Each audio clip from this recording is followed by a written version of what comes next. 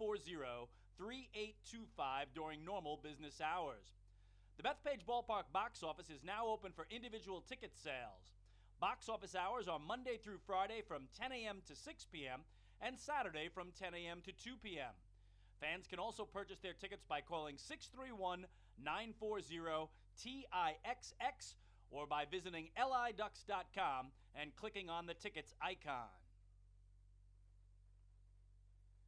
The Ducks offer many packages available for groups with as little as 25 people to as many as 2,000. We offer block seating, pregame and in-game picnics, luxury suites, our exclusive Smoke and Owls party deck, and so much more. In addition, groups have the opportunity to take part in a variety of experiences, such as performing the national anthem or taking the field with the Ducks as the Dream Team. Group ticket packages for the 2017 season are now on sale. For more information on Ducks group outings, call 631-940-3825 or visit liducks.com. Looking for official Long Island Ducks merchandise, hard-to-find memorabilia, team apparel, and so much more? Then be sure to check out the Waddle In Shop, the official merchandise store of the Ducks. Fans can visit the shop online anytime at liducks.com by clicking on the merchandise icon. Store hours on game days are noon to 4 p.m. and during the game from inside the ballpark only. On non-game days, the store is open Monday to Friday from 9 a.m. to 5 p.m. Children 14 and under can become members of the Bethpage Federal Credit Union Long Island Ducks Kids Club today. Kids will receive a unique gift package and take part in a variety of fun activities that come with being a member of the Kids Club. For more information on how to sign your child up, please call 631-940-3825 during normal business hours. Quacker Jack, the 7-time Best Long Island mascot, is now available for appearances at parties and other special events throughout the Long Island community. Please contact the Community Relations Department at 631-940-3825 to find out more information and to book an appearance. Once again, thank you for tuning in to the Long Island Ducks Broadcast Network. Today's game will begin momentarily. You're tuned in to the Long Island Ducks Broadcast Network. Today's Long Island Ducks game broadcast will begin shortly. Every game this season will be broadcast live on the Long Island Ducks Broadcast Network with high-definition video and audio via Boxcast. Fans can tune into the game on the Ducks' official Facebook page and YouTube channel, as well as the team's official website, liducks.com. Thank you for tuning in, and stand by for complete coverage of today's game. 2017 Long Island Ducks season ticket packages are on sale now. Enjoy the best savings and most benefits available to cheer on your hometown team. 10-game mini plans are also on sale and offer fans the same great seats for 10 games throughout 2017, as well as many other exciting opportunities. To find out more information and secure your seats for the 18th season of Ducks baseball, please call 631-940-3825 during normal business hours. The Bethpage Ballpark box office is now open for individual ticket sales. Box office hours are Monday through Friday from 10 a.m. to 6 p.m. and Saturday from 10 a.m. to 2 p.m. Fans can also purchase their tickets by calling 631-940-TIXX or by visiting liducks.com and clicking on the tickets icon. The Ducks offer many packages available for groups with as little as 25 people to as many as 2,000. We offer block seating, pregame and in-game picnics, luxury suites, our exclusive Smoke and Owls party deck, and so much more. In addition, groups have the opportunity to take part in a variety of experiences, such as performing the national anthem or taking the field with the Ducks as the Dream Team. Group ticket packages for the 2017 season are now on sale. For more information on Ducks group outings, call 631-940-3825 or visit liducks.com. Looking for official Long Island Ducks merchandise, hard-to-find memorabilia, team apparel, and so much more? Then be sure to check out the Waddle In Shop, the official merchandise store of the Ducks. Fans can visit the shop online anytime at liducks.com by clicking on the merchandise icon. Store hours on game days are noon to 4 p.m. and during the game from inside the ballpark only. On non-game days, the store is open Monday to Friday from 9 a.m. to 5 p.m. Children 14 and under can become members of the Bethpage Federal Credit Union Long Island Ducks Kids Club today. Kids will receive a unique gift package and take part in a variety of fun activities that come with being a member of the Kids Club. For more information on how to sign your child up, please call 631-940-3825 during normal business hours. Quackerjack, the 7-time Best Long Island mascot, is now available for appearances at parties and other special events throughout the Long Island community. Please contact the Community Relations Department at 631-940-3825 to find out more information and to book an appearance. Once again, thank you for tuning in to the Long Island Ducks Broadcast Network. Today's game will begin momentarily. You're tuned in to the Long Island Ducks Broadcast Network. Today's Long Island Ducks game broadcast will begin shortly. Every game this season will be broadcast live on the Long Island Ducks Broadcast Network with high-definition video and audio via Boxcast. Fans can tune into the game on the Ducks' official Facebook page and YouTube channel, as well as the team's official website, liducks.com. Thank you for tuning in, and stand by for complete coverage of today's game. 2017 Long Island Ducks season ticket packages are on sale now. Enjoy the best savings and most benefits available to cheer on your hometown team. 10-game mini plans are also on sale and offer fans the same great seats for 10 games throughout 2017, as well as many other exciting opportunities. To find out more information and secure your seats for the 18th season of Ducks baseball, please call 631-940-3825 during normal business hours. The Bethpage Ballpark box office is now open for individual ticket sales. Box office hours are Monday through Friday from 10 a.m. to 6 p.m. and Saturday from 10 a.m. to 2 p.m.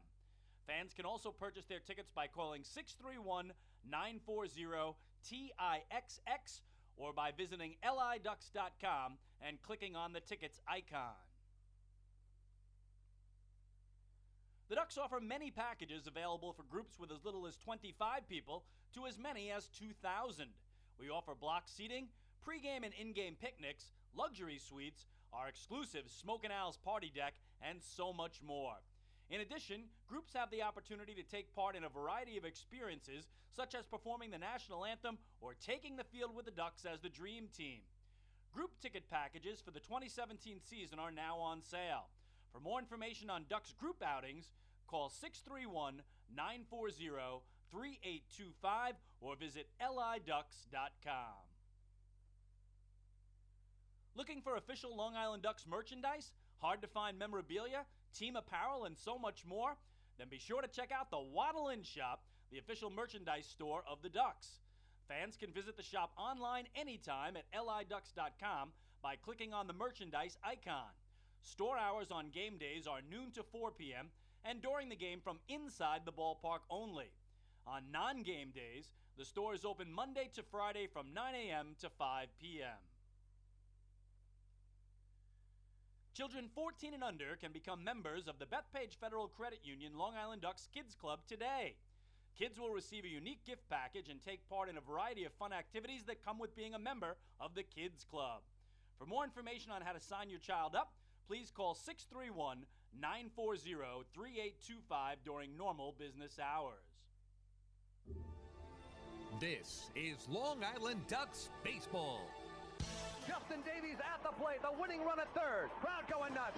Swung on, bouncing ball left side, off the mitt, up third baseman Brad Strauss. Here comes Willie Rodriguez. Justin Davies has done it again. The Ducks are one quack away from the championship. Jason Johnson makes the catch. He makes the catch, and the Long Island Ducks have swept the Camden River Sharks.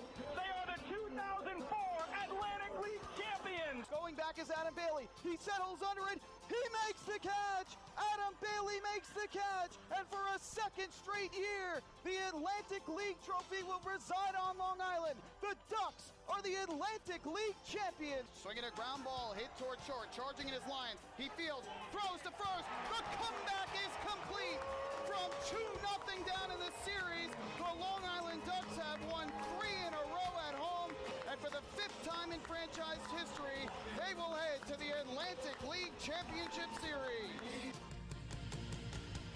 And now it's time for the Long Island Ducks pregame show. We are live here from New Britain Stadium in New Britain, Connecticut. It is time once again for Long Island Ducks baseball. On a gorgeous Wednesday evening, we will play two. It's a single admission doubleheader, the 8th doubleheader of the season for the Ducks as they take on the New Britain Bees. Well, good evening, everybody. My name is Michael Pollack. I'll be bringing you the play-by-play for all of today's action, and thank you so much for tuning in here on the Long Island Ducks Broadcast Network, whether you're joining us at liducks.com, Facebook Live, or the official YouTube channel of the Long Island Ducks. We appreciate you joining us for what should be a long evening of baseball, but an exciting one. 2 single-admission games here in New Britain, Connecticut, 2 7-inning games at that, with about a 30-minute break in between. As you fans have been tuning in all season long, you should be used to it at this point. This is the 8th doubleheader of the season for the Ducks already, if you can believe it. They have gone 6-8 in doubleheader games thus far this season. They have 1 twin bill sweep that was in York earlier this year. They have split 4 doubleheaders, and they've been swept in 2 of them. So the Ducks will be looking for the doubleheader sweep today against some division rivals, the New Britain Bees, who come into today's game bringing up the rear in the Liberty Division. They're 16-27, 10.5 games behind the Somerset Patriots in the Liberty Division standings. Ducks ahead of them at 21-23. They are 6 games in back of Somerset after the Patriots won earlier today against the Bridgeport Bluefish. Speaking of those Bluefish, that was the last team that the Ducks faced, and it seems like ages ago since the Ducks last played with the off day on Monday and the rain out yesterday.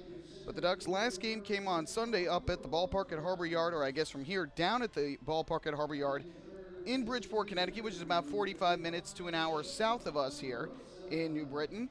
And the Bluefish came away with a win in the finale of that series, 6-1 behind the great pitching from left-hander Chris Rierick.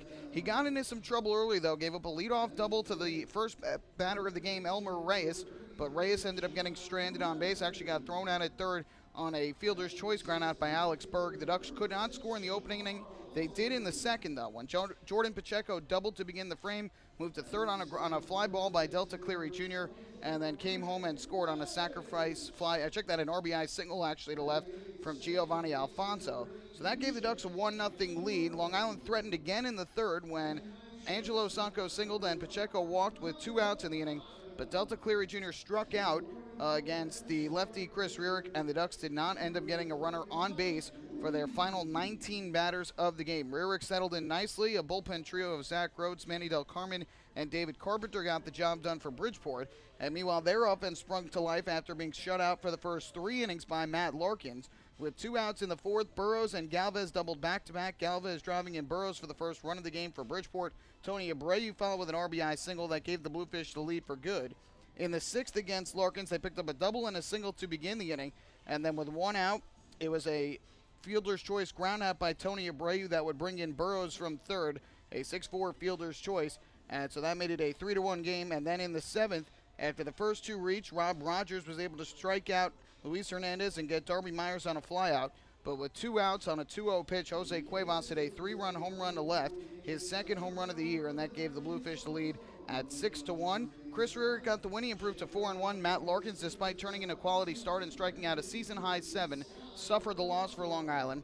He falls to 0-5, still looking for that elusive first win, although he pitched well, as we mentioned. Quick one on Sunday, 2 hours, 36 minutes in front of 3,106 at the ballpark at Harbor Yard. So the Ducks come up here to New Britain, and they're going to try and shake off the woes that they have had at New Britain Stadium throughout their history.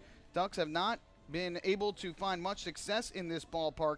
They are just 1-3 this year. They ended up playing on Mother's Day weekend here in New Britain, Connecticut, and ended up dropping 3 of the 4 games, including a doubleheader split on Mother's Day when they took the opener 3-1, dropped the second game 2-1. And this ballpark has seen the Ducks go just 3-11 in the ballpark since they first played here last year. So the Ducks will be hoping to turn things around here in this series, obviously getting late here in the first half of the season after this game, just 25 games remaining in the first half, And if the Ducks want to make a push for the first half title, they will need to start accruing wins here quickly. We'll take a break. When we come back, I'll sit down with Ducks pitching coach Billy Horn to talk about the pitching staff for this upcoming series against New Britain and how the bullpen has now gotten some much-needed rest after that series in Bridgeport and the 2 off days. Hey fans, this is manager Kevin Baez, and you're listening to Ducks Baseball on Long Island Ducks Broadcast Network. Going way back is Joe Holden, and he is looking up, and that one is headed to field 5 at Robert Moses. The waves are gnarly, and the Ducks have tied it at 1.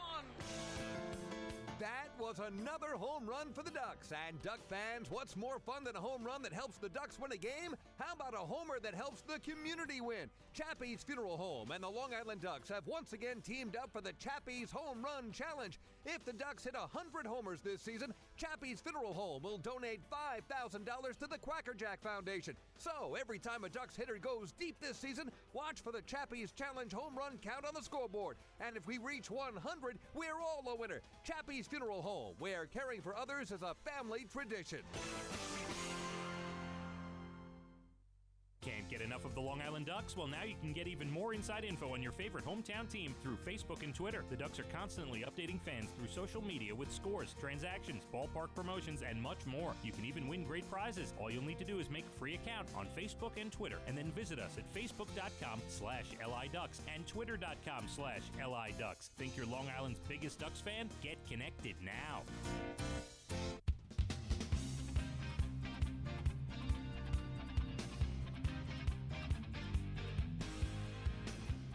Back here in New Britain, Connecticut, as the Long Island Ducks and the New Britain Bees get set for Game 1 of this single-admission doubleheader, which will begin here at about 6 o'clock p.m., 30-minute break in between the 2 7-inning games, and then Game 2 will begin. Well, I caught up before the game today with Billy Horn after he got a chance to watch newcomer Alfredo Simon throw a bullpen session, and got a chance to talk with Billy about what to expect during this upcoming series, what he's looking for out of his starting pitching, which has been pitching very well of late, and in addition, now having a fresh bullpen after the starters gave the Ducks some length during the series up in Bridgeport, and in addition, 2 day off days in a row, the scheduled one on Monday, and of course the rain out yesterday. So here's my chat with Billy Horn. All right, Billy, 8th doubleheader of the season coming up already here tonight.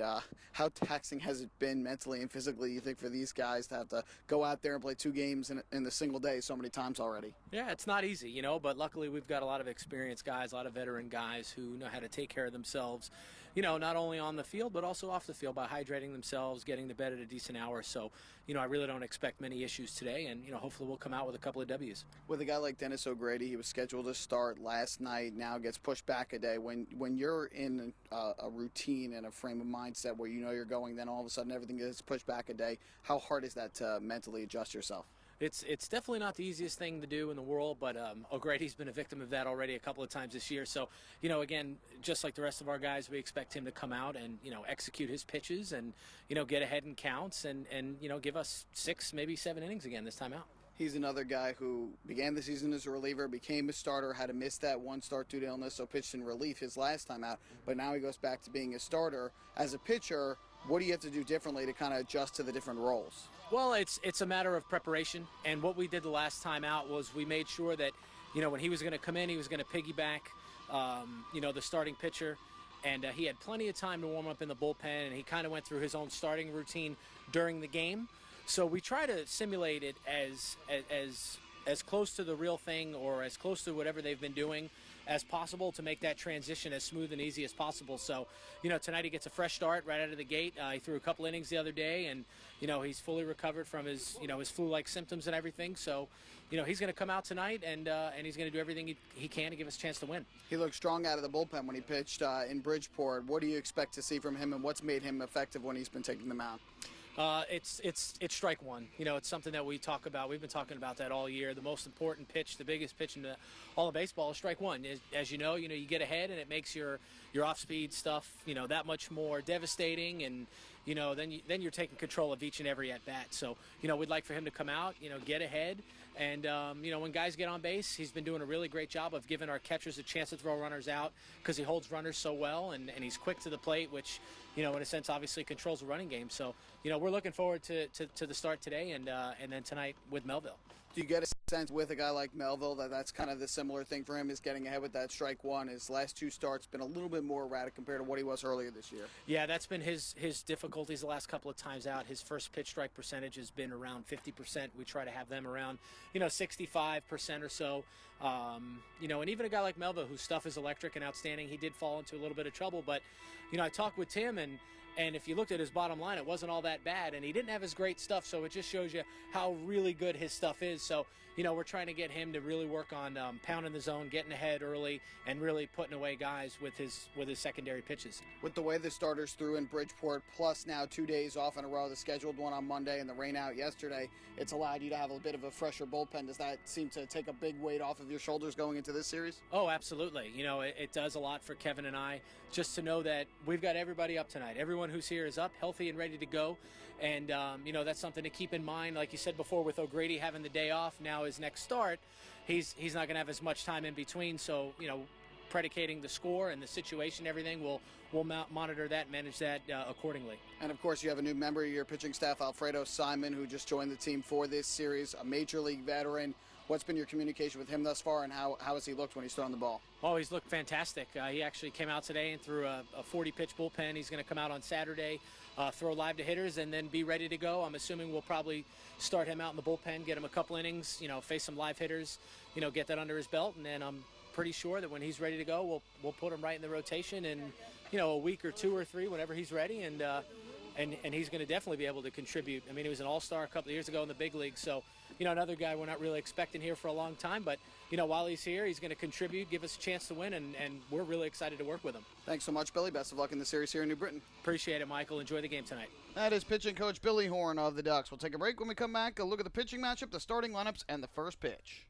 Hey fans, this is pitching coach Billy Horn, and you're listening to Ducks Baseball on the Long Island Ducks Broadcast Network. Oh, I love it! The color of my new Nicolot patio is so vibrant. It's unlike anything I've ever seen. You're welcome. I'm just going to go finish that Nicolot walkway now. Make your pavers vivid Nicolot pavers. The best looking, most vibrant pavers with the most 3-color blends in the industry. Featuring Nicolot's exclusive paver shield and color blending technology. With color throughout and guaranteed not to fade. Live life in color with Nicolot. Visit Nicolot.com.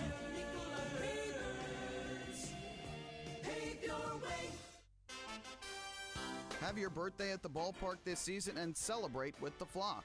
Kona Ice birthday party packages with the Long Island Ducks are now available. Each package includes 10 box seats, a commemorative birthday t-shirt and autographed baseball, a pizza and Kona Ice party in the Hebrew National Picnic area, and so much more. Best of all, the birthday child will stand on the dugout while the entire crowd sings happy birthday.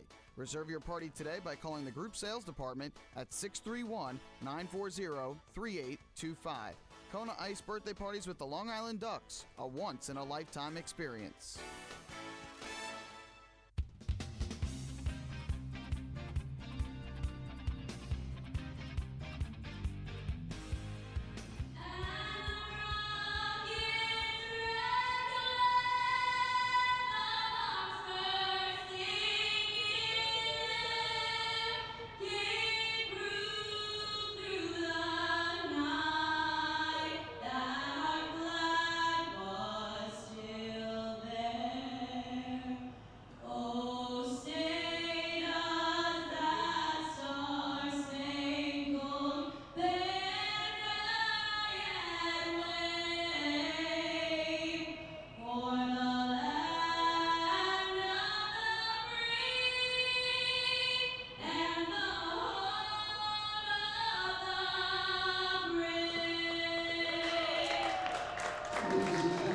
Olivia White with our national anthem here at New Britain Stadium tonight. We are just about set for game one of this single admission doubleheader between the Long Island Ducks and the New Britain Bees. On the mound tonight for the Ducks, right-hander Dennis O'Grady.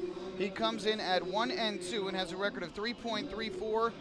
ERA of 3.34 on the year. 9 games, 5 of which have been starts in 35 innings. He has struck out 33 batters. Most recently pitched in relief on June 2nd. That was last Friday. Game 2 of the doubleheader in Bridgeport. He threw 2 scoreless innings, allowing just 1 hit and striking out 3. And for the Bees, right-hander Mike Lee, who comes in 0-3 on the year. He has a 4.68 ERA, 23 strikeouts in 25 innings to just 12 walks. He most recently pitched in Bridgeport on May the 31st through 6 innings of 1-run ball, allowing just 7 hits. Struck out 4, did not walk a batter, and took a no decision. Starting lineups for tonight's game for the Long Island Ducks. Phelan Lentini leads off in right field. Anthony Vega bats second. He is the left fielder. And in the 3rd spot is the second baseman, Elmer Reyes. Lou Ford, the designated hitter, hits cleanup. For the 5 spot is the catcher, Alex Berg. Mark Krause is at first base. He will hit 6th. The 7 hitter is the center fielder, Delta Cleary Jr., batting 8th. And at third base, Giovanni Alfonso. And rounding out the order for the Ducks is the shortstop, Dan Lyons. As for the Bees, who are managed by Stan Clyburn, it'll be James Skelton in the leadoff spot. He is the catcher. Michael Krause bats second and plays center field. Jovan Rosa, the designated hitter, he hits third. And Connor Bierfeld in the cleanup spot playing left field. John Griffin, the former Duck, is at third base batting 5th. Jamar Walton in right field will hit 6th. Craig Maddox is the first baseman and 7 hitter. Batting 8th, playing second base, Yusuke Kachimoto. And rounding out the order is the shortstop, and that is Michael Baca. Michael Pollock here with you in the broadcast booth as we are just about ready to go on an absolutely gorgeous Wednesday evening. The difference in weather tonight versus last night is incredible. Last night, cloudy, cold, rainy, just not a nice night. Tonight, it is the absolute opposite of that. First pitch, and Phelan Lentini takes a strike over the inside corner. We are underway at about 6:02 p.m. here in New Britain, Connecticut. Thanks so much for joining us. Again, a reminder, 2 7-inning games tonight as part of this single admission doubleheader. Lentini chops a pitch over the inside part of the plate, foul at home plate, and the count goes to 0-2. So it'll be righty, lefty, righty due up here in the first for the Ducks. Lentini, Vega, Reyes to begin. Lee gets the sign. He's working out of the stretch. And the 0-2 pitch, swinging a ground ball foul to the Ducks dugout on the third base side. Was out in front of it. Scatters a couple of the Ducks that were standing on the top step along the railing. We'll do it again at 0-2. Light crowd on hand. I'm sure it will continue to fill in. This was originally scheduled for a 6:35 p.m. start. But because of the rain out yesterday, 2 7-inning games. 0-2, and that's down and away. Skips past James Skelton. So now 1 ball and 2 strikes on Lentini, who's hitting .182 this year. No homers, 4 runs batted in. His first start since the series against Sugarland, middle of last week, after being away to attend the graduation of his sister. The 1-2, ripped in the air to deep left field down the line, heading back into the corner of the left fielder, Connor Bierfeld. He looks up, and you can forget it. A solo home run right down the left field line for Phelan Lentini to lead off the game. His first home run of the season, and the Ducks right away take a 1-0 lead. High fives as Lentini heads back to the dugout on the third base side. Got a pitch up and in from Mike Lee, and hit a deep drive down the left field line over the high wall, and it was only a matter of whether it was going to stay fair or go foul. Of the pole that sits 330 feet away down the line, it just did stay fair. And third base umpire tonight, Frank Urilli, signaled home run. So Lentini's got his first homer, 5th RBI of the season. And now Anthony Vega takes down and away for ball 1. That home run by Lentini was also the Ducks' 31st home run of the season. If the Ducks hit 100, they will meet the Chappies home run challenge. 1-0. Vega chops one on the ground here slowly to the first base side. Fielding it is Craig Maddox, flips to Mike Lee covering, and it's in time for the out, 1 away here in the top of the first inning. So again, if the Ducks hit 100 home runs, they will meet the Chappies Home Run Challenge, and Chappies Funeral Homes will donate $5,000 to the Quacker Jack Foundation. So 1 out, bases empty, 1 run already in on the Lentini home run, and here is the 3-hitter and second baseman Elmer Reyes, who will step to the plate batting from the right side. Sun shining down on the field here, has yet to set, so the entire field, with the exception of the left field corner, is still in the sunshine. And the first pitch here is taken at the knees for a strike by Reyes, and the count 0-1. Reyes on the season hitting .286 for the Ducks. He's got a homer and 17 runs batted in. The 0-1. High pop-up, foul territory, first base side. Craig Maddox near the coach's box. Now ranges onto the warning track, reaches up over the railing of the staircase that goes down to the field and makes the catch. Nice play by Craig Maddox. There is not any wind to speak of here tonight. The flag out in center field just hanging without any movement. But that ball seemed to drift a little bit on Craig Maddox towards the stands, and on both sides of the field, right at the end of the dugout, there's a staircase that goes from the stands down to the field level. And Maddox reached up and over that and made the catch. So 2 away, and that will bring up the cleanup hitter and designated hitter, Lou Ford. Ford bats from the right side for Long Island. Mike Lee's first pitch is a fastball over the outside corner for strike one. Ford 6 for his first 28. He hit his first home run of the season in Game 2 of the doubleheader last Friday in Bridgeport. Has 4 RBIs and a run scored. The 0-1. He swings and hits a ground ball here to second. Gobbled up by Kajimoto. He throws on a first in time for the out, and that'll end the inning. So Mike Lee retires 3 straight. However, he does not retire the first batter of the inning. A solo home run leading off the first down the left field line for Phelan Lentini, his first of the season. And after a half inning of play, it's the Ducks and the Bees coming up to bat. Hey fans, this is pitcher John Brownell, and you're listening to Ducks Baseball on the Long Island Ducks Broadcast Network. Long Island's Ford Giant is celebrating its 60th year anniversary. Stop by Sayville Ford to check out their state-of-the-art showroom featuring enclosed service drives, luxurious customer lounge, and a larger selection to choose from. Get giant savings on hundreds of new and used vehicles in stock. Sayville Ford's 60th anniversary celebration is going on now. Visit SayvilleFord.com or download the Sayville Ford app today to learn more about Sayville Ford's 60th anniversary savings. Call 631-589-4800 today. Bethpage Ballpark is a great place to watch a ball game, so why not do so from some of the best seats in the house? The Ducks are proud to present the brand new Long Island Ducks Beer Garden. Open for all fans on nights when the Smokin' Owl's party deck has not been reserved, the Beer Garden will feature a variety of frosty draft and bottled brews, as well as several food choices. The area has been decked out with bar rail seating and Ducks branded furniture to provide a comfortable atmosphere for everyone.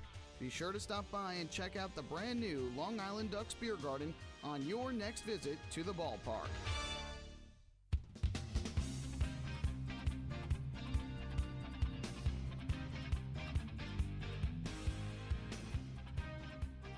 Fans, every walk by a Ducks batter this season is brought to you by City MD Urgent Care. There are over 15 City MD locations across Long Island, offering you the comprehensive quality care that you need the moment you need it. City MD Urgent Care. Need a doctor? Just walk in. Well, a good start for the Ducks as Phelan Lentini lines a solo home run down the left field line to begin the game. The Ducks have the early 1-0 lead in support of starter and right-handed pitcher Dennis O'Grady, who will be making his 6th start of the year, 10th appearance overall, to begin the doubleheader tonight. And he comes in with a 1-2 record, but has a 3.34 ERA thus far this season.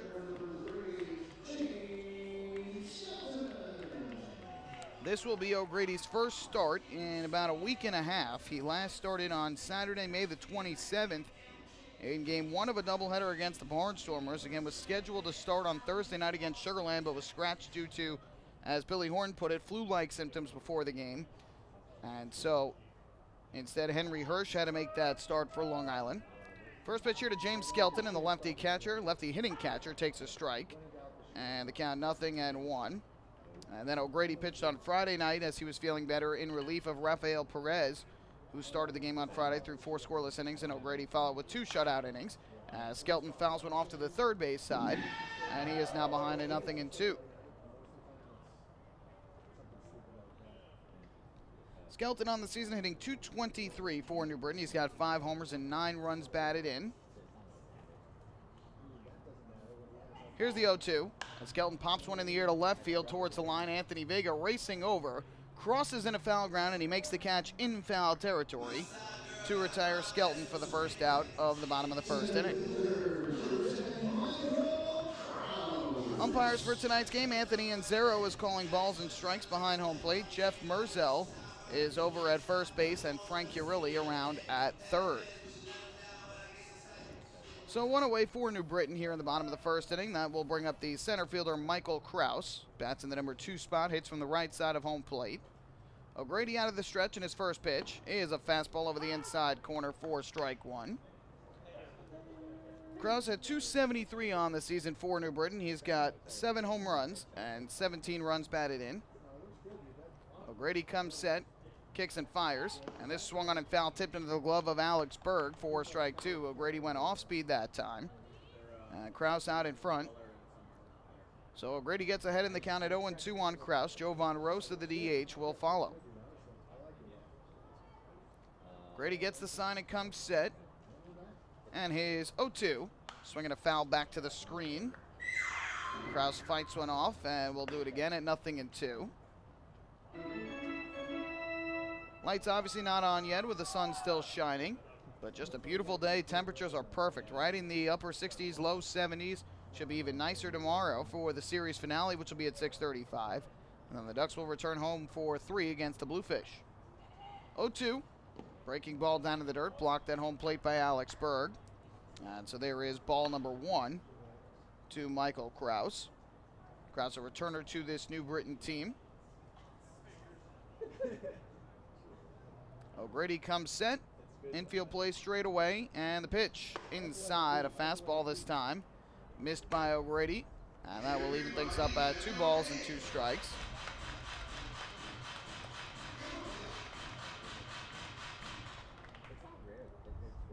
O'Grady standing all the way on the right side of the rubber as we view it from behind home plate. His left side of the rubber. 2-2. And O'Grady misses the inside corner, trying to hit it for strike 3. So Michael Kraus has worked the count from 0-2 to 3-2. Trying to reach base here with 1 out in the bottom of the first inning. Ducks are in the alternate orange uniforms tonight. The Bees are in their home whites. Payoff pitch. Swinging a little comebacker towards the middle of the infield. Diving stop made by Elmer Reyes. He'll have no play. Good effort by Reyes to try and snag it on a broken bat line drive past the mound. But it'll be an infield single for Michael Kraus. And the Bees have their first hit of the ball game.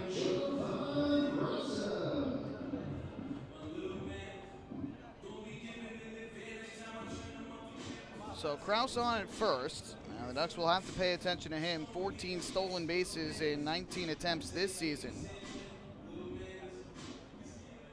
And Kraus showed lightning speed last year while he was a member of these New Britain Bees. So, up to the plate steps the righty swinging Jovan Rosa.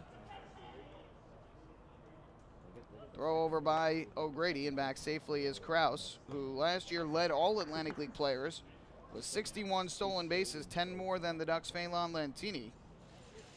I mentioned he's got 14 this season, so O'Grady, I'm sure, will be paying attention. Right-hander comes set as Kraus takes his lead. Another throw over, and diving back ahead of the tag of Mark Kraus is Kraus. So you've got Kraus and Kraus over at first base. Mark Kraus of the Ducks, who is Krauss, and Michael Kraus of the Bees, Crouse. First pitch here to Rosa. That fastball misses a little bit high and outside.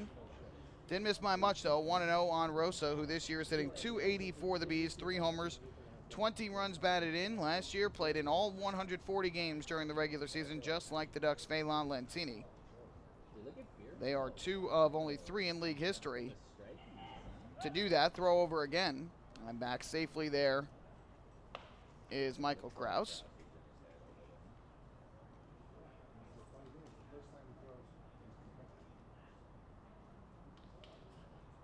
O'Grady gets the sign and comes set. Again, Michael Kraus takes his lead. The 1-0.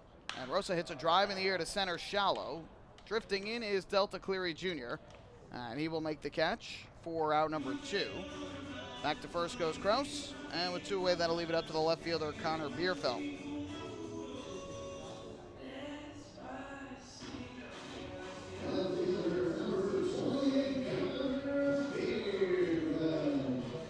Well, the Ducks will certainly have to be careful with Bierfeld. He is the big power bat in the middle of this lineup that the Bees have. 8 home runs on the season and 23 RBIs for Connor Bierfeld. He has already gone deep 3 times against the Long Island Ducks this year and has driven in 7 runs against Long Island, so Grady will have to be careful. First pitch to him, and the fastball taken on the outside corner from Bierfeld for strike 1. Bierfeld, a Connecticut native out of Torrington, Connecticut, hitting .265 on the season. He has scored 26 runs to go along with his 23 RBIs. Kraus takes his lead at first base with 2 out. And a throw over, and Michael Kraus dives back safely. Close play, almost caught him leaning. You get a sense that Stan Clyburn would like to get Michael Kraus moving here in a scoring position with a good hitter like Bierfeld at the plate. Try and bring him in on a base hit and tie this game at 1. 0-1 from O'Grady. Here it comes, and that's down and away. Backhanded by Berg, and faked the throw down to first. So that evens things up at 1 ball and 1 strike. Second start of the year for O'Grady against these Bees. Third appearance overall. He started against them in Game 2 of the doubleheader on Mother's Day and took the loss, allowing 2 runs in 4 innings. 6 hits, 3 walks, 6 strikeouts. Swinging and a miss. Good off speed pitch, diving down and away. And Bierfeld was way out in front. So O'Grady now ahead at 1-2 and a strike away from getting through this bottom of the first inning unharmed.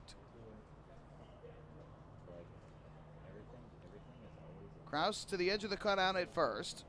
O'Grady comes set on the rubber. Here's the pitch. And Bierfeld a swing and a miss, strike 3. Blew the fastball by him over the outside corner. First strikeout of the night for O'Grady. And he keeps the Bees off the scoreboard in the first inning. No runs, 1 hit, 1 man left on base. After 1 here at New Britain Stadium, the Ducks with the lead, 1-0 over the Bees.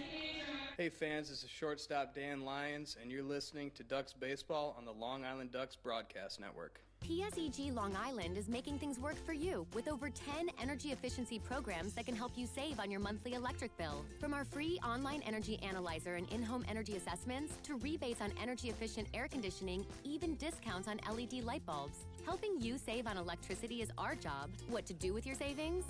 Flight 85 now boarding for the Magic of Orlando. Is entirely up to you. Visit PSEGLINY.com/save money. Just one more way PSEG Long Island is making things work for you. Take your group out to the ball game this season and enjoy all the fun of Ducks baseball at discounted prices with the picnic area, luxury suites, the Smoke and Owls party deck, and so much more. Bringing your group to the game will be an unforgettable experience. The Ducks even offer opportunities to sing the national anthem, serve as the Ridgewood Savings Bank color guard, be the Nicolak Dream Team, put on a pregame performance, or shag fly balls during Ducks batting practice. To book your outing today, call 631-940-3825 and ask for the group sales department. Long Island Ducks Baseball. Good times every time.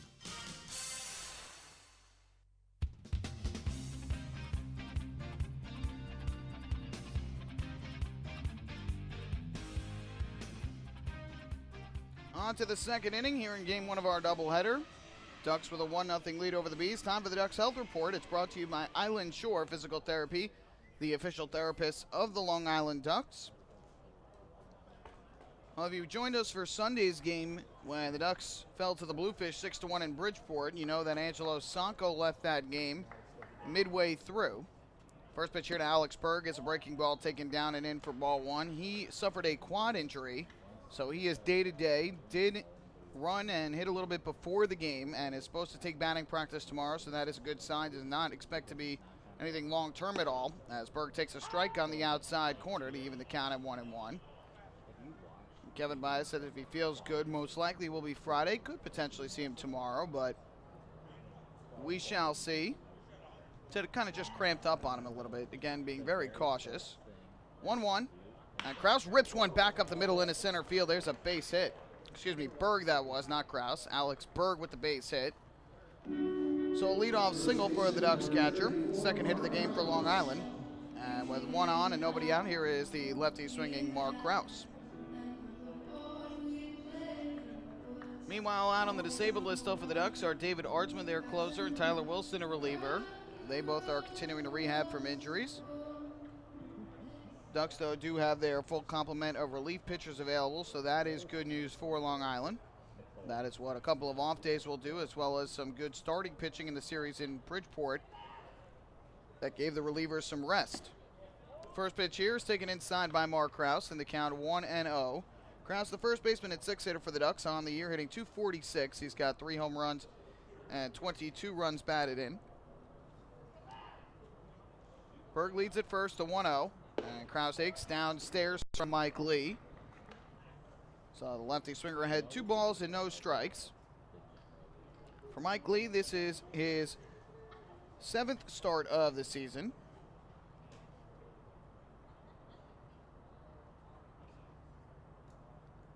From the stretch, here's the 2-0. Kraus swings away, rips one towards right center field. There's a base hit. Past the second baseman, Kajimoto. Fielded quickly by Kraus. He fires it back in, holding Berg at second. And a good start for the Ducks here in the second inning. Back-to-back singles towards the middle. Long Island with 2 on and nobody out.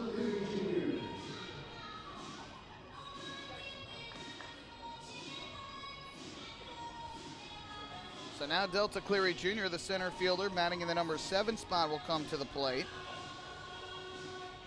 I'm not mistaken, I had said this was the 7th start for Lee. This is his 6th start, 7th appearance overall. He is 0-3 and has a 4.68 earned run average to this point, 23 strikeouts to 12 walks, and 25 innings of work. He has allowed 27 hits. See if Cleary Jr. tries to sacrifice the runners over. First pitch from Mike Lee coming up. He squares, does Cleary Jr., bunts it to the third base side of the mound. Lee will pick it up. He throws on a first in time for the out. Craig Maddox, the first baseman, is there. So the sacrifice successful for Delta Cleary Jr. It's his 5th sacrifice bunt of the year. Put out goes 1-3. Down to third base goes Alex Berg, and to second goes Mark Krause. Kevin Byers usually has hitters bunt on their own, especially in situations like that, but also you got to remember it's a 7-inning game. So runs are very important early in these games. You want to try and get a sizable lead early on if you can, and put the pressure on the opponents because that's less time that they have a chance to come back and rally. Now Giovanni Alfonso to the plate. 3 of the 4 infielders are playing in right behind the edge of the grass. The shortstop the lone exception. And the first pitch to Alfonso is a breaking ball taken low. And the count 1-0. So the third baseman, John Griffin, is playing right behind the grass at third. The second baseman, Kajimoto, the first baseman, Maddox, are also right near the grass. But the shortstop, Michael Baca, is much further back. So a ground ball to him, they will concede a run. 1-0. And Alfonso takes a fastball that misses down and away. 2-0 the count now on the Ducks' third baseman, who is hitting .313 this year, no home runs, and 13 runs batted in. Long Island with a 1-0 lead, out hitting the Bees 3-1 here in the early going. Looking to extend it with Alfonso at the plate. Here is the 2-0. Alfonso slashes one foul down the right field line, up over everything and out of the ballpark. So 2-1 on Alfonso. We talked a lot on our broadcast about how well he is performing. He has now reached base safely in 18 of his last 20 games and has at least 1 hit in 17 of those. At the lone RBI in the Ducks' loss on Sunday against the Bluefish. 2-ball, 1-strike pitch coming up. Runners lead from second and third with 1 out. And the pitch to Alfonso, grounded up the middle into center field. There's a base hit. Berg is in a score. Krause around third. He's going to try to score. Throw to the plate for Michael Krause. Gets through the legs of the catcher, Skelton.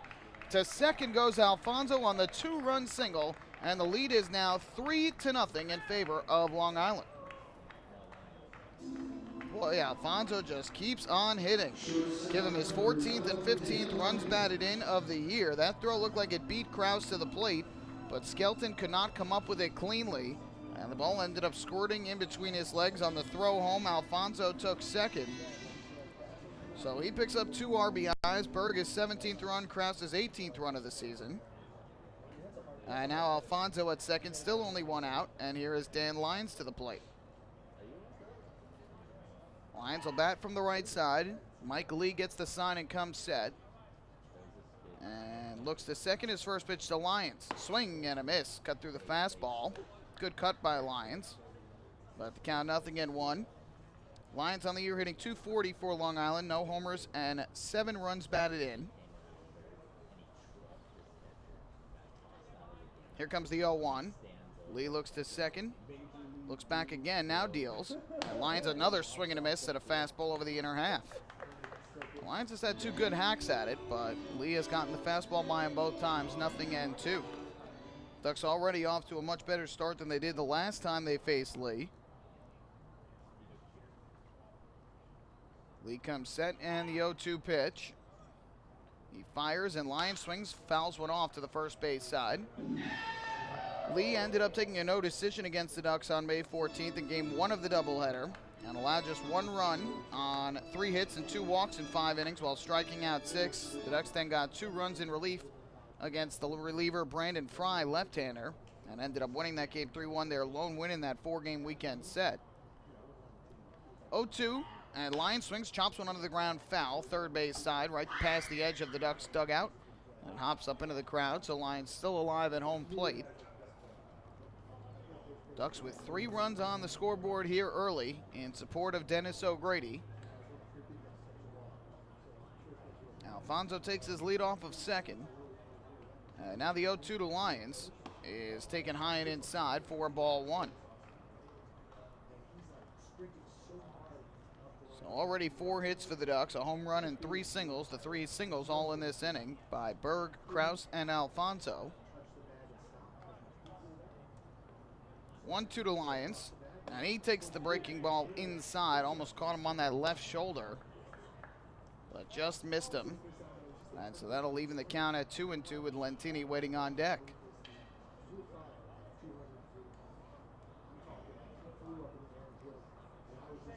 Lee continues to work out of the stretch. Now his 2-2 pitch. Line swings, grounds one is short. Alfonso racing for third base. The only play is going to be at first, and the throw there just beats the speedy Lions. Michael Baca having to show off his arm to get that out. So there is the second out on the play, but Alfonso takes third. And with 2 away, that is going to leave it up to Phelan Lentini.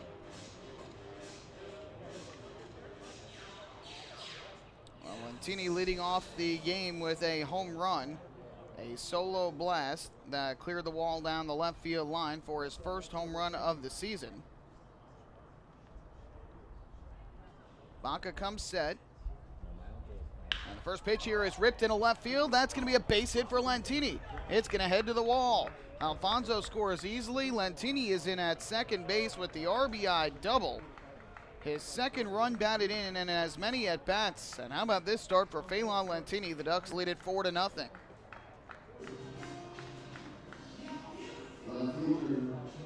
Kevin Baez said before the game that his hope was that Lentini's couple of days away from the team for his sister's graduation. Obviously an important family moment, but hopefully for him, he had been struggling this year, helped him refresh himself. Again, he is a guy who will turn 40 this year and helping him clear his mind a little bit, but boy, he has looked strong. To start off this game, first pitch here is taken low for ball 1 by Anthony Vega. So Lentini, who turns 40 on August the 12th, got some days off, got some rest and recuperation, and he's got a home run and a double and has driven in 2. 1-0 to the lefty swinging Vega. And he takes a breaking ball outside, a little bit below the knees, and it's 2-0.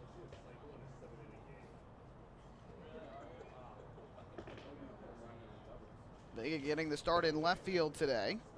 He seems to be over the quad injury that had been keeping him out a little bit. 2-0.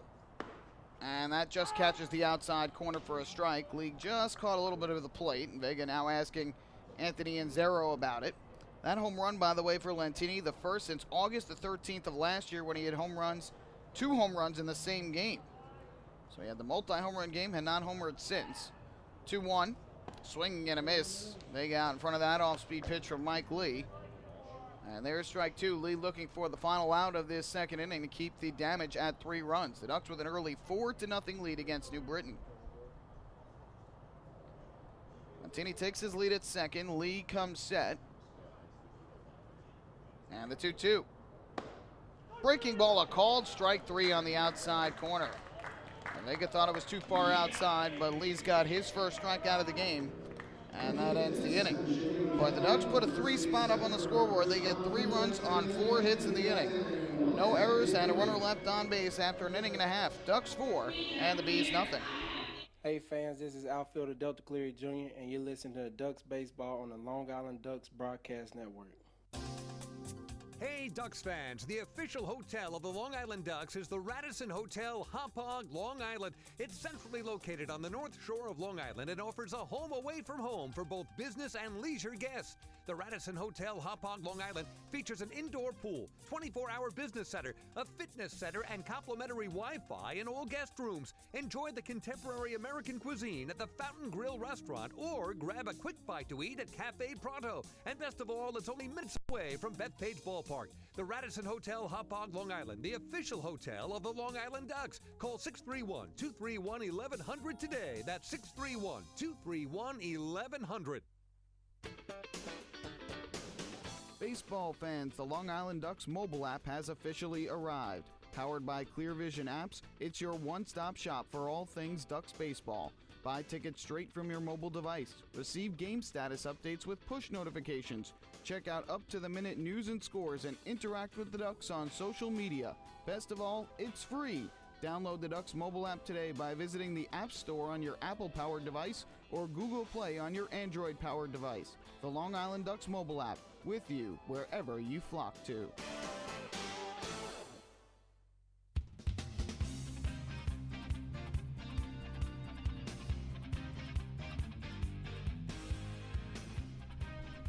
Ducks have a 4-0 lead as we go to the bottom of the second inning here in Game 1 of our single admission doubleheader from New Britain Stadium.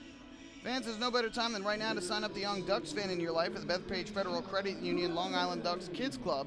Children 14 and under will receive exciting gifts, discounts on merchandise, and unique experiences that only come with being a member. Sign up today by visiting liducks.com or during normal business hours. Call up 631-940-3825.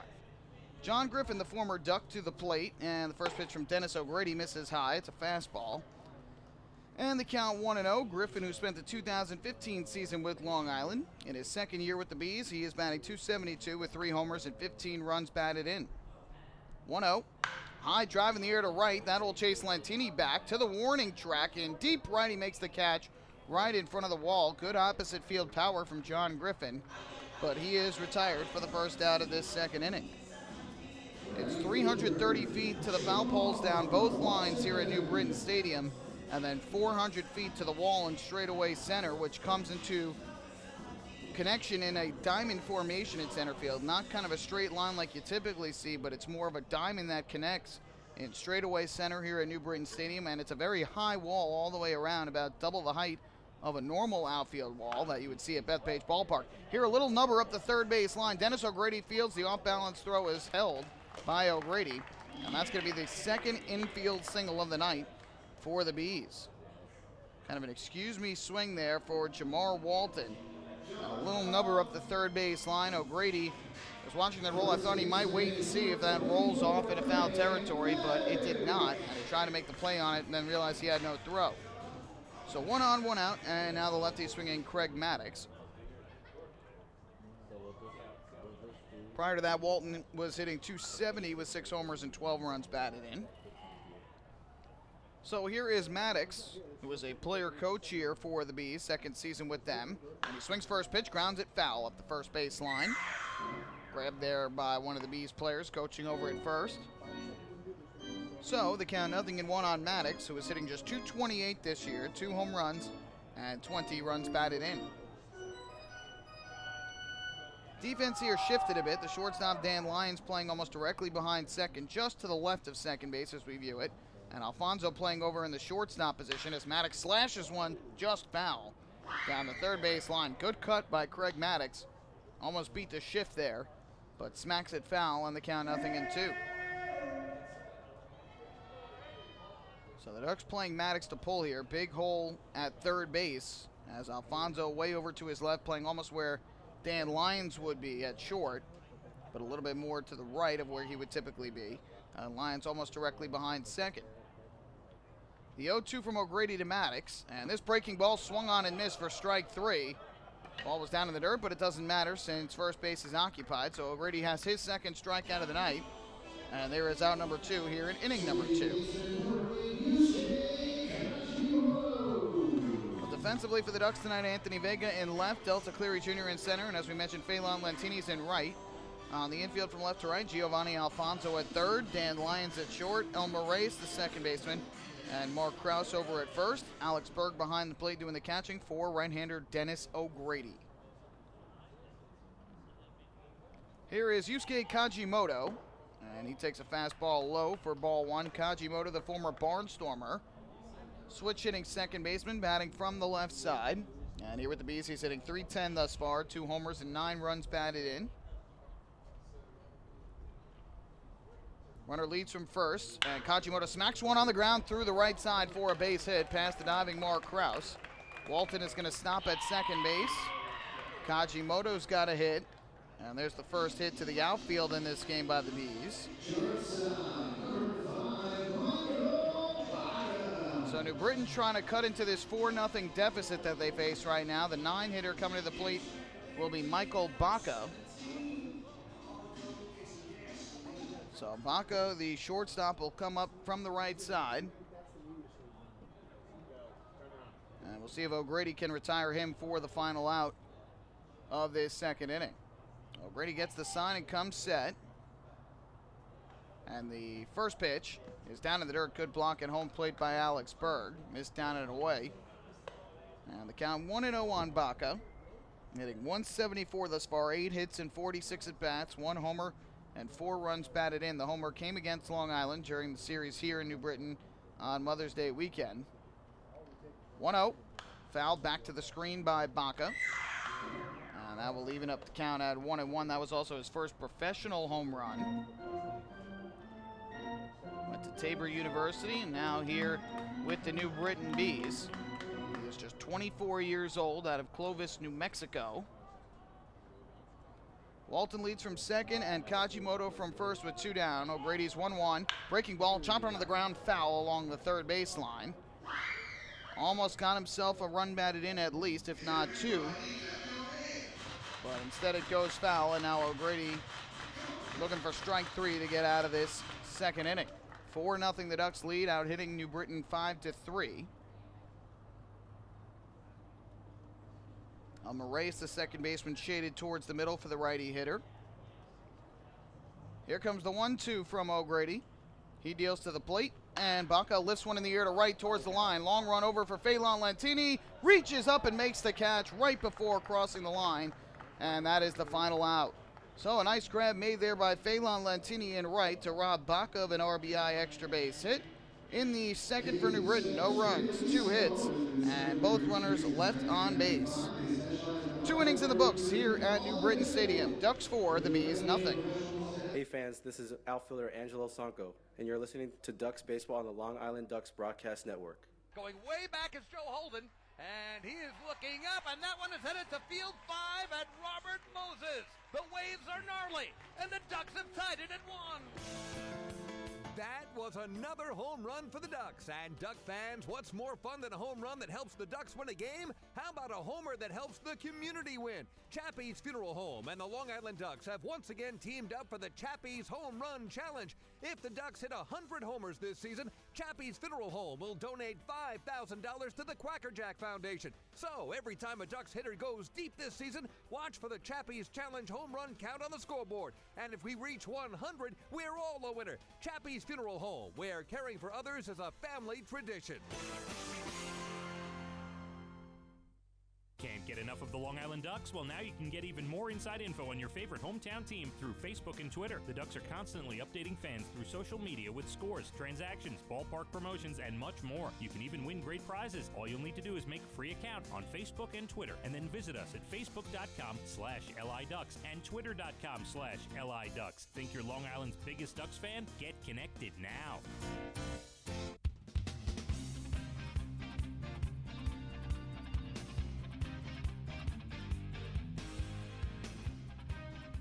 New York Sports Day is one of the largest independent New York sports news sources out there for coverage of the Long Island Ducks, the Mets, the Yankees, major and minor league baseball, football, basketball, hockey, and soccer. Visit www.nysportsday.com. New York Sports Day, your independent Gotham sports news source. Michael Pollack here with you as we move to inning number 3 in game 1 of this doubleheader. Ducks with a 4-0 lead. And the first pitch from Mike Lee is cut on and missed for strike 1 by Elmer Reyes. Reyes, a foul pop-up to first base in the opening inning of this ball game. Ducks scored 1 in the first and 3 more in inning number 2. Time was called, but now Reyes is ready. Lee gets the sign and comes set. And the 0-1. Reyes lays off the breaking ball down and away. That'll even things up at a ball and a strike. Mike Lee stands on the mound for New Britain at 6'7", 235 pounds, out of Las Vegas, Nevada.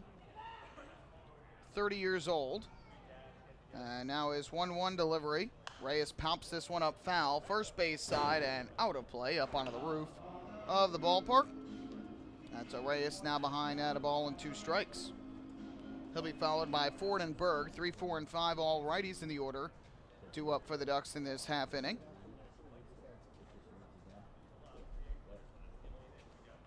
Lee looks in for the sign from Skelton. Now he's got the pitch he likes. Here comes the 1-2. And Reyes takes a breaking ball down and away. Kicks away from Skelton, but no harm, no foul since the bases are empty. And that will even things up at 2 balls and 2 strikes. So a 3-game set in 2 short days here in New Britain after last night's game was postponed due to inclement weather. Got a doubleheader today and then 6:35 tomorrow night. 2-2.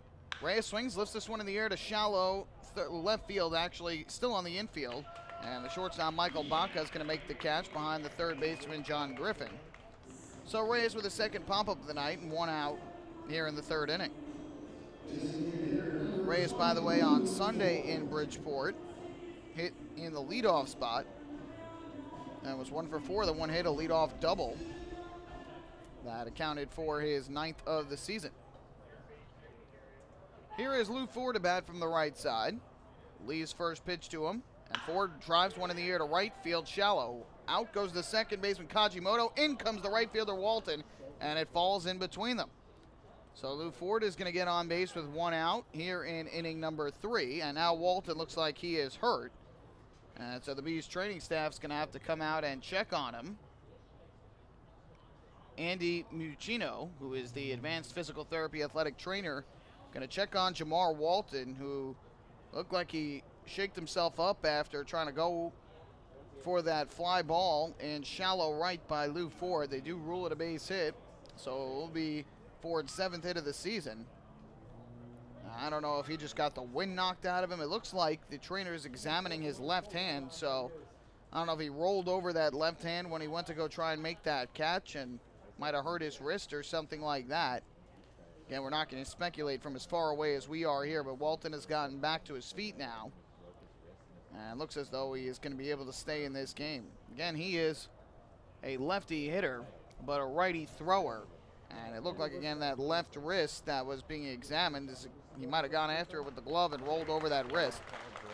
Seems like he's all right. He gets a nice hand from the fans here at New Britain Stadium and is going to stay in this ball game after the 1-out single from Lou Ford, Long Island's 6th hit of the game.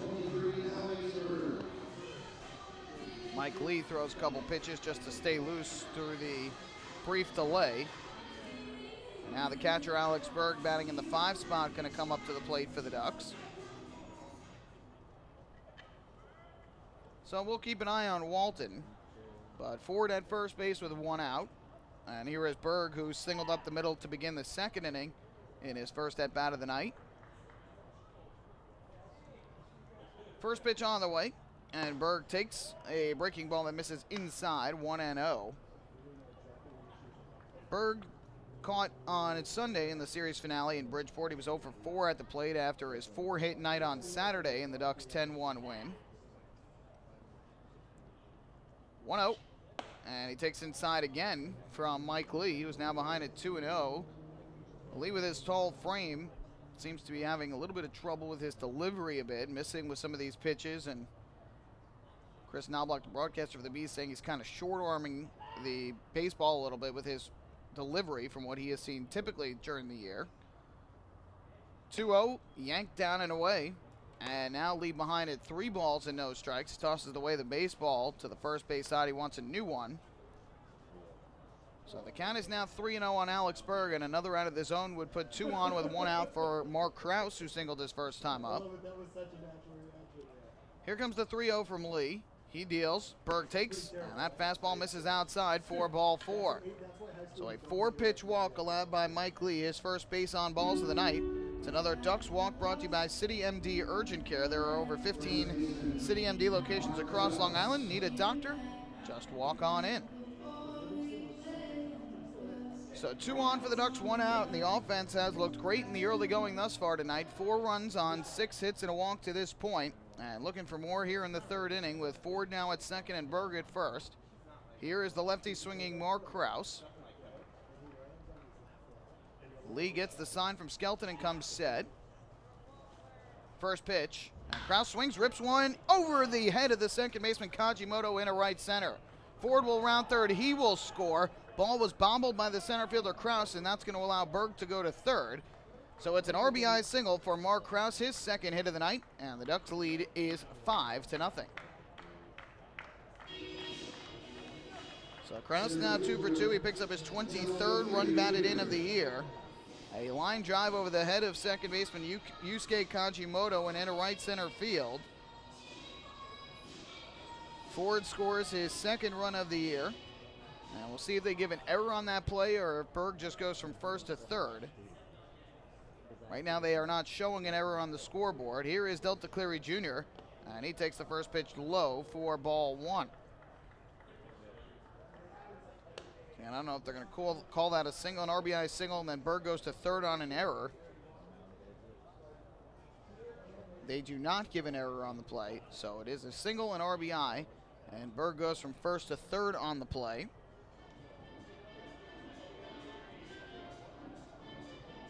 And now a visit from the Bees pitching coach, Sean Gil-Blair, who's going to come out and have a chat with the right-hander Mike Lee to try and settle him down, as he has now allowed 7 hits over the first 2 1/3 innings. 5 runs have come across. And the Ducks looking for more. Alex Berg, the runner at third, and Krause, the runner at first. Still only 1 out, so a fly ball could get Berg in and make this a 6-run game. 1-0. Cleary Jr., a ground ball hit towards second. 2 hops for Kajimoto. Goes to short for 1 on a first double play. So Delta Cleary Jr. grounds into the inning 4, 6-3 double play. But in the inning 4, Long Island, they get another run on 2 hits and a walk. No errors in the inning. And because of the double play, just 1 runner left. After 2.5, Ducks 5 and the Bees nothing. Hey fans, this is outfielder Phelant Lantini, and you're listening to Ducks Baseball on the Long Island Ducks Broadcast Network. Oh, I love it. The color of my new Nicolette patio is so vibrant. It's unlike anything I've ever seen. You're welcome. I'm just going to go finish that Nicolak walkway now. Make your pavers vivid Nicolak pavers. The best looking, most vibrant pavers with the most 3-color blends in the industry. Featuring Nicolak's exclusive paver shield and color blending technology. With color throughout and guaranteed not to fade. Live life in color with Nicolak. Visit Nicolak.com.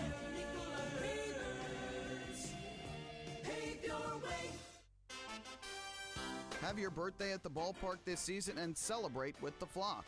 Kona Ice birthday party packages with the Long Island Ducks are now available. Each package includes 10 box seats, a commemorative birthday t-shirt and autographed baseball, a pizza and Kona Ice party in the Hebrew National Picnic area, and so much more. Best of all, the birthday child will stand on the dugout while the entire crowd sings happy birthday. Reserve your party today by calling the group sales department at 631-940-3825.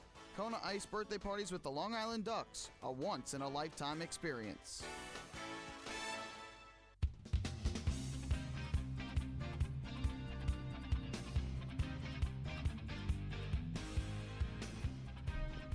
Ducks lead at 5-0 over the Bees, and when Delta Cleary Jr. was retired at first on the double play to end the top of the 3rd inning, that was the 15th out of tonight's ball game. Did you know that a 15-minute phone call to Geico could save you 15% or more on your car insurance? Get a free quote today. Call 1-800-947-AUTO. That's 1-800-947-AUTO, or visit geico.com. So the Ducks have roughed up Mike Lee for 5 runs on 7 hits over the first 3 innings of this game. Dennis O'Grady, meanwhile, has allowed 3 singles, only 1 of which have gone to the outfield over the first 2 innings. Here to begin the 3rd, it will be the top of the order for New Britain: Skelton, Krause, and Rosa. O'Grady's first pitch on the way. Skelton takes a fastball below the knees, and the count 1-0. Skelton with a foul pop-up down the left field line to begin the bottom half of the 1st inning. From the stretch, here's the 1-0. And there's a fastball strike over the outside corner. 1 ball and 1 strike on Skelton. Skelton, in his 2nd season with the New Britain Bees, was an all-star a year ago. Here is the 1-1. Skelton chops one into the ground foul. That one went just slightly off to the first base side of home plate, where Michael Krause will flip it towards the dugout. And the count 1-2 now on Skelton. O'Grady comes set. And the pitch on the way. Skelton swings and misses for strike 3 out in front of a breaking ball. Strikeout number 3 on the night for Dennis O'Grady. And 1 out here in the 3rd inning. O'Grady has struck out at least 1 in every inning.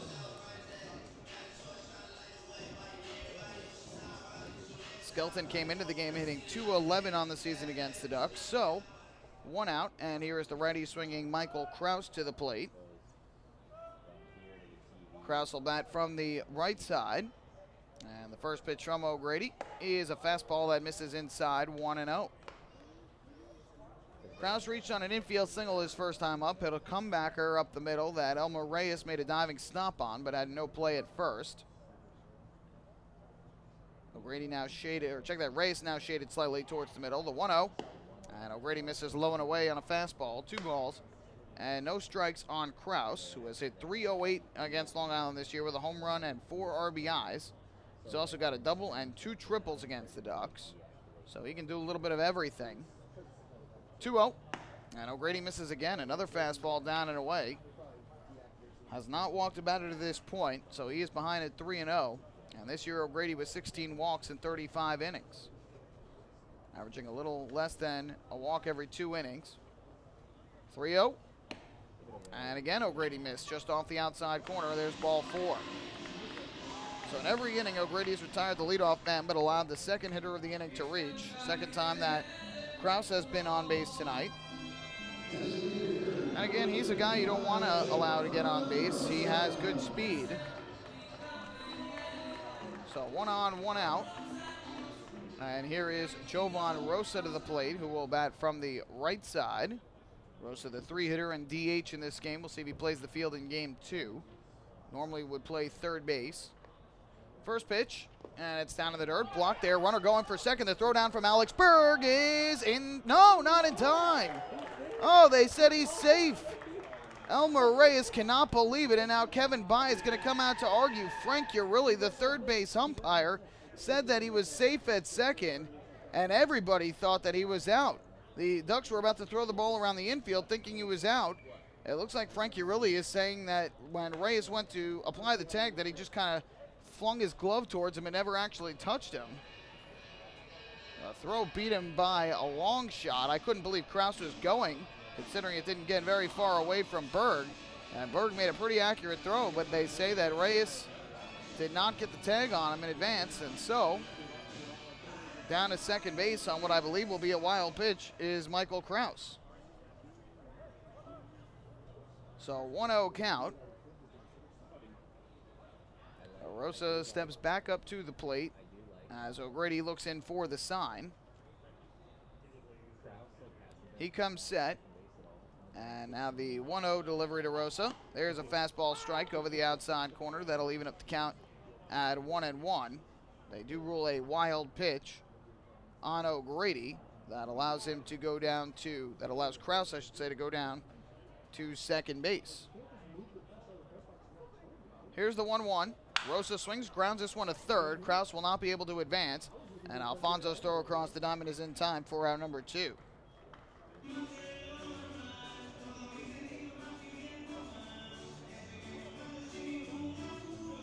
Believe it or not, that was the 7th wild pitch of the season thrown by Dennis O'Grady. It doesn't seem like it's been that much, but that has been the case according to the statistics.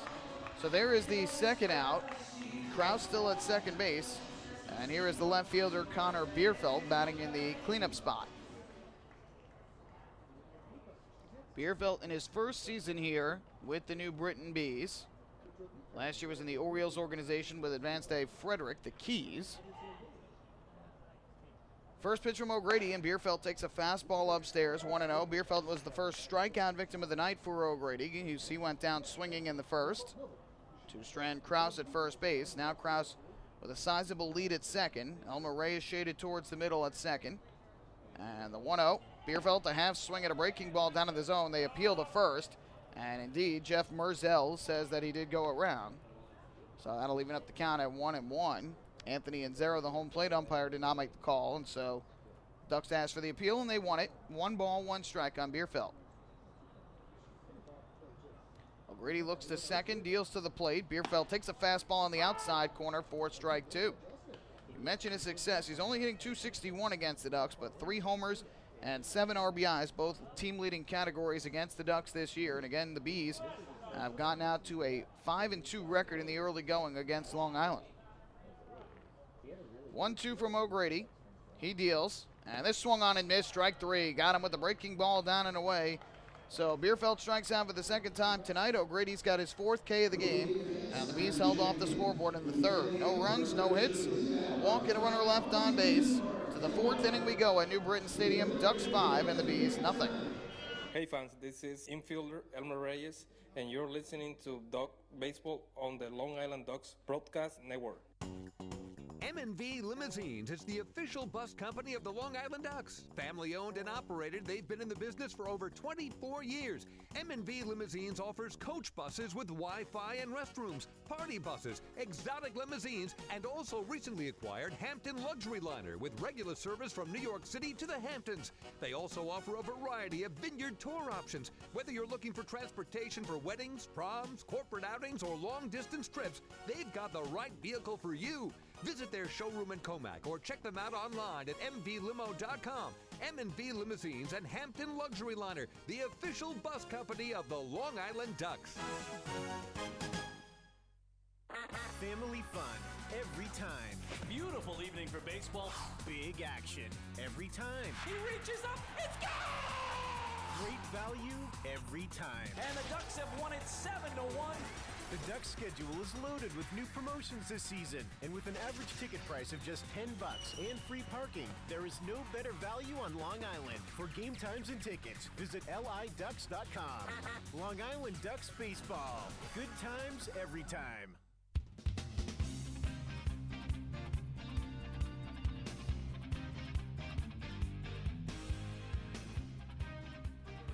Fourth inning coming up here in New Britain, Connecticut. The Ducks with 5 runs on 7 hits lead the Bees with no runs on 3 hits. And as we hit the 4th inning, time for our 4th inning trivia question where we test your knowledge of the Ducks, the Atlantic League, and baseball as a whole. First pitch here to Giovanni Alfonso is slashed foul to the first base side out of play. 0-1 on the third baseman, who grounded a 2-run single up the middle back in the 2nd inning to score both Berg and Kraus. At the time, it gave the Ducks a 3-0 lead. So I'll have our question for you momentarily. Here comes the 0-1. Mike Lee's pitch, and Alfonso lines one into right field. Jamar Walton is there to make the catch off to his left side. And Alfonso retired for the first out. Well, we'll start it off easy here in this series. We mentioned earlier that both Phelan Lentini and Jovan Rosa last year played in all 140 games. They were the 2nd and 3rd players in league history to do that, playing all 140 games of a regular season. Our question, who is the first? And our hint, he is here and playing in tonight's game. So there's your hint. Pretty easy question if you've been following the Ducks. First pitch here to Dan Lyons. And he takes a fastball inside, the count 1-0. We'll let you think about it and we'll give you the answer in the bottom half of this 4th inning.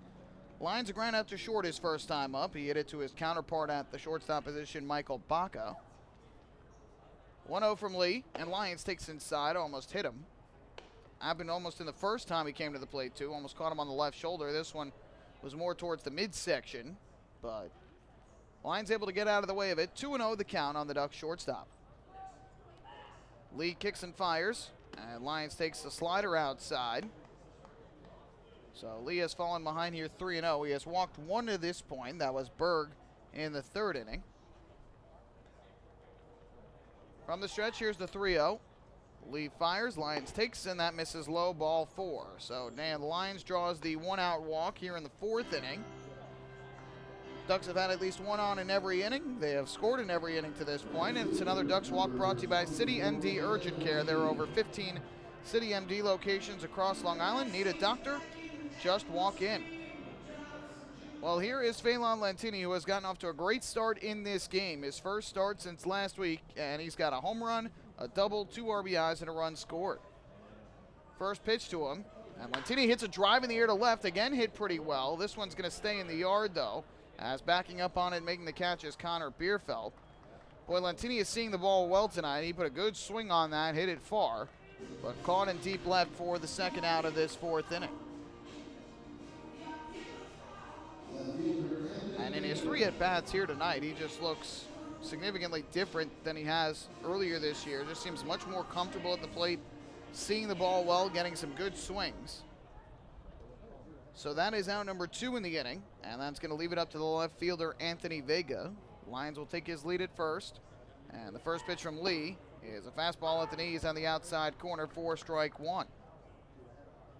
Vega 0 for 2 with a ground out to first and a strikeout.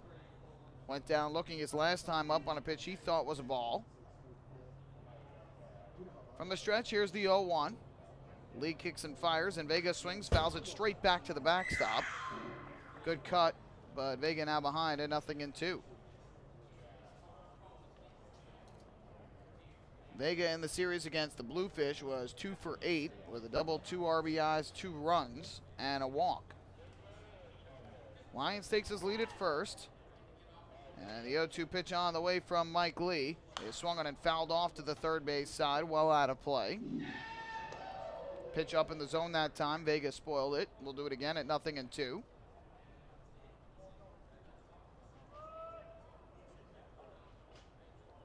Lions has 2 stolen bases in 2 attempts this year. 0-2 again from Lee. And Vega takes a fastball, called strike 3 on the inside corner. So Vega goes down looking for the second time tonight. That is strikeout number 2 on the evening for Michael Lee, and that ends the inning. So 4 of the Ducks held off the scoreboard for the first time tonight. No runs, no hits, a walk, and a runner left on base. 3.5 complete. Ducks lead it 5-0 here in New Britain. Hey fans, this is infielder Giovanni Alfonso, and you're listening to Ducks Baseball on Long Island Ducks Broadcast Network. Long Island's Ford Giant is celebrating its 60th year anniversary. Stop by Sayville Ford to check out their state-of-the-art showroom featuring enclosed service drives, luxurious customer lounge, and a larger selection to choose from. Get giant savings on hundreds of new and used vehicles in stock. Sayville Ford's 60th anniversary celebration is going on now. Visit SayvilleFord.com or download the Sayville Ford app today to learn more about Sayville Ford's 60th anniversary savings. Call 631-589-4800 today. Bethpage Ballpark is a great place to watch a ball game, so why not do so from some of the best seats in the house? The Ducks are proud to present the brand new Long Island Ducks Beer Garden. Open for all fans on nights when the Smokin' Owl's party deck has not been reserved, the Beer Garden will feature a variety of frosty draft and bottled brews, as well as several food choices. The area has been decked out with bar rail seating and Ducks branded furniture to provide a comfortable atmosphere for everyone. Be sure to stop by and check out the brand new Long Island Ducks Beer Garden on your next visit to the ballpark.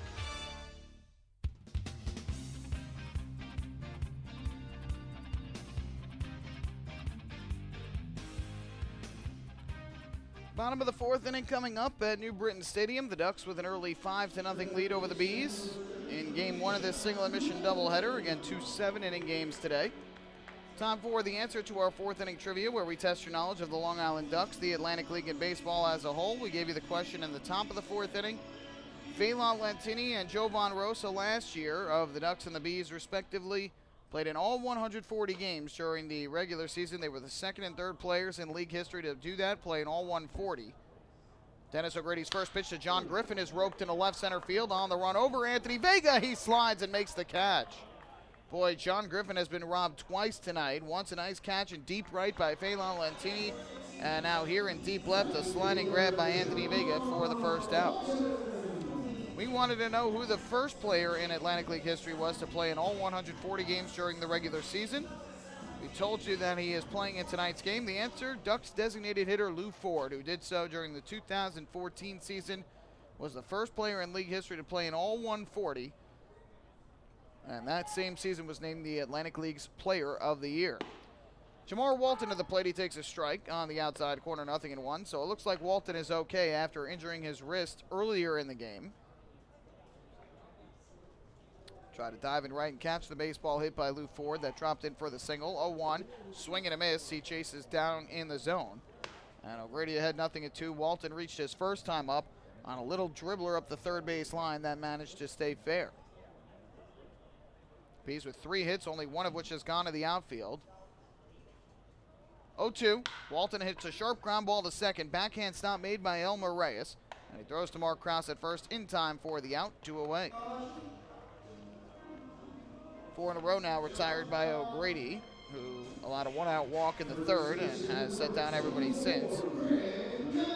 2 away, and here is the lefty swinging Craig Maddox, the 7-hitter and first baseman for New Britain.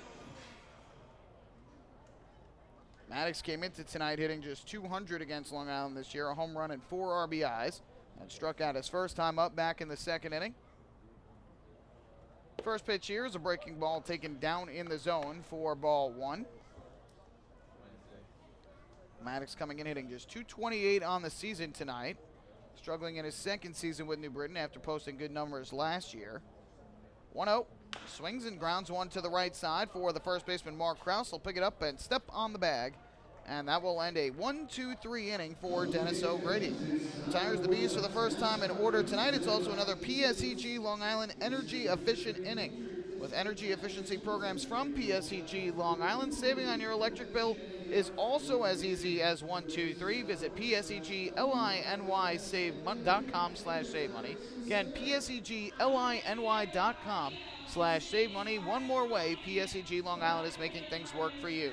On to inning number 5 with the Ducks in front, 5-0.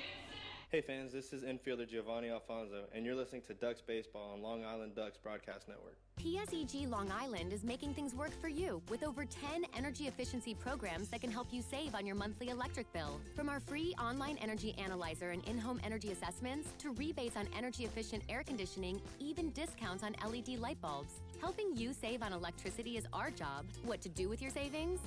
Flight 85 now boarding for the magic of Orlando. Is entirely up to you. Visit PSEGLINY.com/save money. Just one more way PSEG Long Island is making things work for you. Take your group out to the ball game this season and enjoy all the fun of Ducks baseball at discounted prices with the picnic area, luxury suites, the Smokin' Owl's party deck, and so much more. Bringing your group to the game will be an unforgettable experience. The Ducks even offer opportunities to sing the national anthem, serve as the Ridgewood Savings Bank color guard, be the Nicolak Dream Team, put on a pregame performance, or shag fly balls during Ducks batting practice. To book your outing today, call 631-940-3825 and ask for the group sales department. Long Island Ducks Baseball. Good times every time.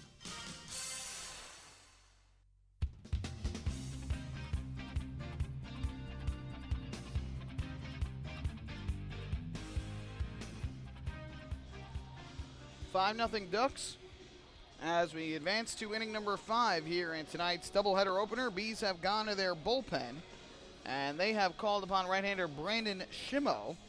So Mike Lee done after just 4 innings tonight, and Shimo takes over to pitch here in inning number 5. And we'll get you his line in a moment, Mike Lee's line, and get you the stats as well on Brandon Shimo.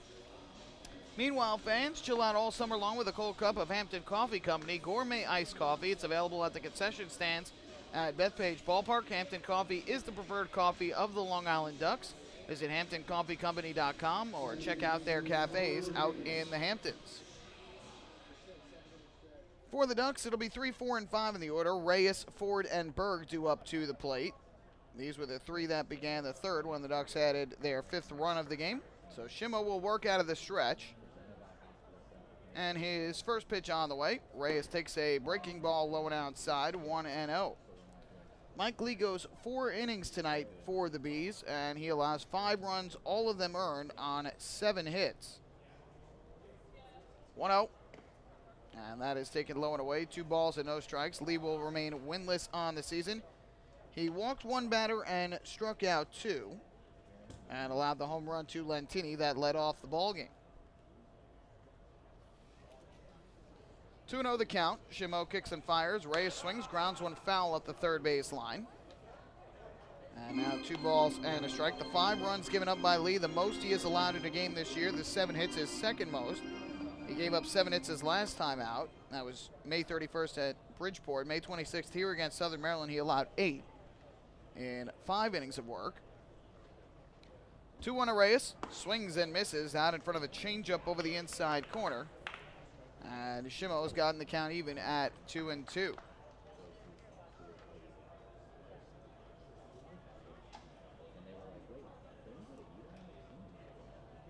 Shimo gets the sign from Skelton and comes set. Here is the 2-2 on the way to Reyes, and he takes the slider low and outside for ball 3. Reyes tonight 0 for 2 with a foul pop-up to first and a pop-up to short.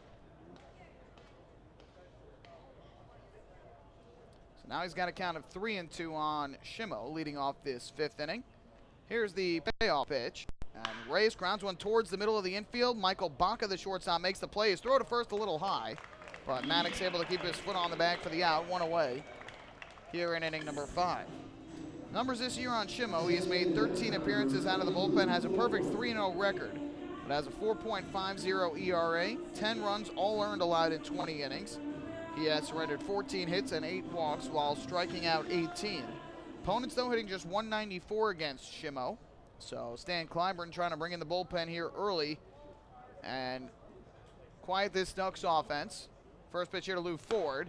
And that is taken on the inside corner for strike 1. We saw what happened to the Ducks after the good start early against Bridgeport on Sunday. They got only 1 run in the first 3 innings, missed out on some opportunities to extend it, and then got silenced. The 0-1, and Ford rips one on the ground to short. Baca there again, and his throw to first is in time for out number 2. So Michael Baca has retired the first 2 here in the 5th inning. 2 outs that will leave it up to Alex Berg. On Sunday, the Ducks had 2 on with 2 outs in the 3rd inning. Delta Cleary Jr. struck out to end the inning. And then the next 18 batters in a row were retired in order.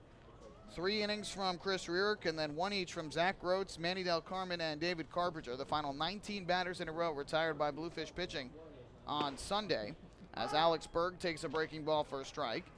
So Stan Clyburn bringing in his bullpen here early to try and keep the Ducks off the scoreboard the rest of the way and give his offense a chance to come back in this 7-inning game. Here's Shimo's 0-1, and Berg is swinging a miss way out in front of the breaking ball.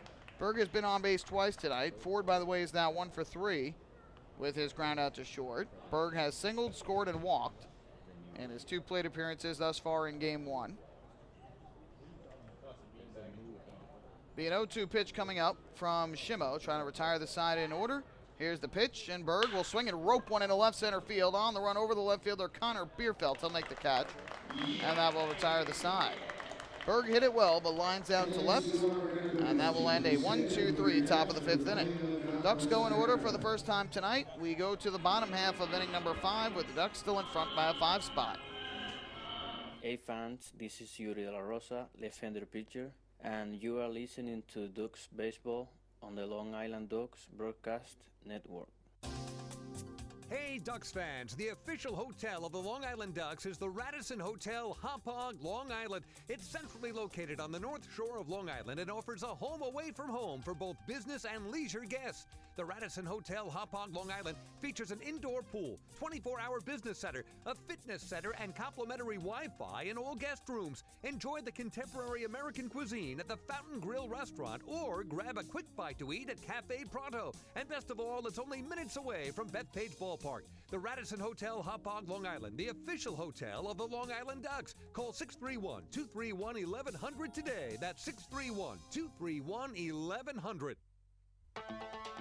Hey Ducks fans, stay up to date with Long Island's hometown team by visiting Quack of the Bat, the official blog of the Long Island Ducks. Quack of the Bat will bring Ducks fans beyond the headlines with in-depth feature articles, breaking news stories, game previews, post-game wrap-ups, and so much more. Interact with the team during the entire season through quotes directly from the players and coaches, as well as exclusive video clips and photos. Check out the blog today at quackofthebat.wordpress.com. Quack of the Bat, the official blog of the Long Island Ducks.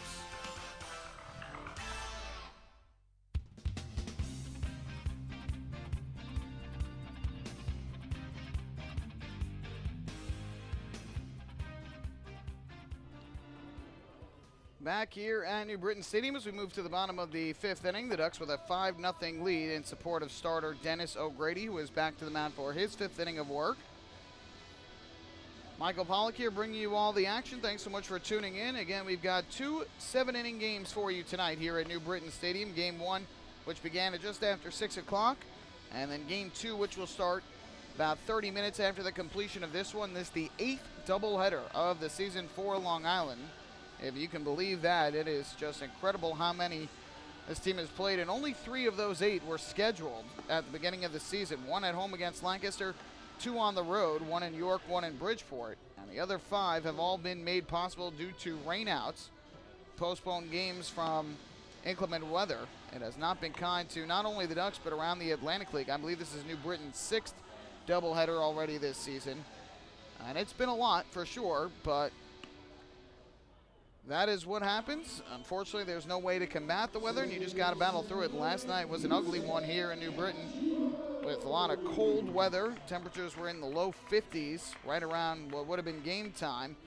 And just cloudy skies, damp conditions. It was raining for the majority of the day, kind of on and off. And so, game ended up getting postponed a few hours before the scheduled first pitch. So as we go to the bottom of the 5th inning, leading off will be Yusuke Kajimoto, the switch-hitting second baseman. First pitch to him is roped down the right field line into the corner. That is going to land fair, a base hit for Kajimoto. Lantini will pick it up and fire it back in, but not before Kajimoto is in safely with his second hit of the night, a leadoff double to begin the 5th. That is his second double of the year. He had singled to right his first time up. So again, the Bees with 4 hits in this game, and of the 4, the only ones that have gone to the outfield have been off the bat of Kajimoto. Walton and Kraus had the others, but both were on the infield. So leadoff man is at second base as the Bees try and cut into this 5-run deficit. And now the shortstop and 9-hitter Michael Baca will step up to the plate. We'll also go through the out-of-town scores here in this inning, get you caught up in action around the Atlantic League. First pitch is a fastball strike over the inside corner, 0-1. Earlier today, a matinee affair in Bridgewater, New Jersey. Somerset Patriots were winners 7-2 over the Bluefish. Rick Teasley, the win, improved to 4-1. Tyler Badamo, the loser, fell to 1-3. Baca fouls one off to the first base side of the screen, and he's now behind at 0-2. There were no home runs in that game, but for the Patriots, 3 hits apiece for Carlos Guzman and Adam Donahue. Donahue driving in 2, Guzman 1. Tyler Bortnick also had 2 RBIs for the Patriots. So it'll be an 0-2 here from O'Grady to Baca.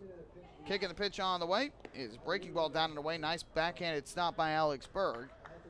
And the count goes to 1-2. 2 games in action aside from that. Barnstormers with a 1-0 lead over the Skeeters, bottom of the 3rd inning in Lancaster. Former Duck Bobby Blevins going for Sugarland, and former Duck Jared Leverett going for Lancaster. So a matchup of the former Ducks on the mound tonight at Clipper Magazine Stadium. 1-2, swing and a miss, strike 3. O'Grady got Baca to chase the breaking ball down in the zone. Strikeout number 5 on the night for Dennis O'Grady. And there is the first out of the 5th inning. Darian Sanford has driven in the lone run of the game for Lancaster. Top of the 3rd inning in Waldorf, Maryland, the Blue Crabs with a 1-0 lead over the Revolution. So all divisional matchups in the Atlantic League. The Ducks and the Bees, the Patriots and the Bluefish in the Liberty Division. Revs and Blue Crabs, Barnstormers and Skeeters in the Freedom. First pitch here to James Skelton is a breaking ball on the outside corner at the knees for strike 1. Skelton 0 for 2 with a foul pop-up and a strikeout in this game. O'Grady gets the sign and comes set. Here is the 0-1. Kicking the pitch. Skelton swings and misses. Chases down in the zone. And O'Grady ahead 0-2. Frank Gailey starting tonight for York. Brian Grenning goes for Southern Maryland. Patrick Palmero has the lone RBI of that ball game thus far.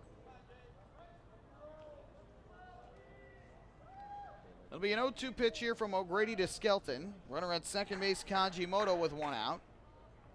And the 0-2, Skelton takes a fastball just off the outside corner.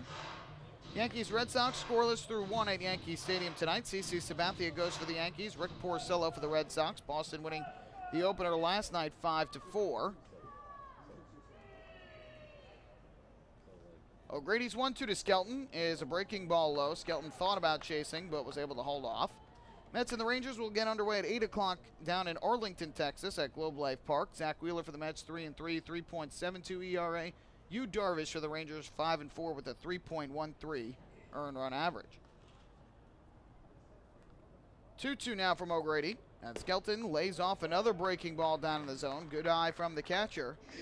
He works the count full at 3-2. Skelton is very tough to strike out. Coming into tonight's game, the league leader in walks, 35 of them on the season, leading Mark Krause of the Ducks by 7. Now the payoff pitch from O'Grady. Kicks and fires, and Skelton takes high and outside, ball 4. So add another to that league-leading walk total. And that is the second walk of the night issued by Dennis O'Grady, who had gotten ahead in the count, but ends up walking Skelton. 2 on with 1 out. And now the center fielder, Michael Krause, will come to the plate. Game 3, of the NBA Finals will get underway at 9 o'clock tonight in Cleveland. The Cavaliers hosting the Warriors. Golden State trying to take a commanding 3-0 lead in that best-of-7 series. So Kajimoto at second and Skelton at first with 1 away. Here is Michael Krause from the right side. O'Grady gets the sign and comes set at the belt. First pitch on the way, and Krause swings and misses. And O'Grady jumps ahead 0-1 on Krause, who's been on base twice tonight. An infield single up the middle in the first, and then a walk in the third. Got stranded at second base. Bees have had a runner at second base now in 3 of the past 4 innings. They have yet to score in tonight's game, though. And here's the 0-1. Krause takes inside from O'Grady to even the count at 1-1. New York Liberty were winners earlier today, 76-61 over the Atlanta Dream at Madison Square Garden. Tina Charles leading the way, 18 points, 15 rebounds.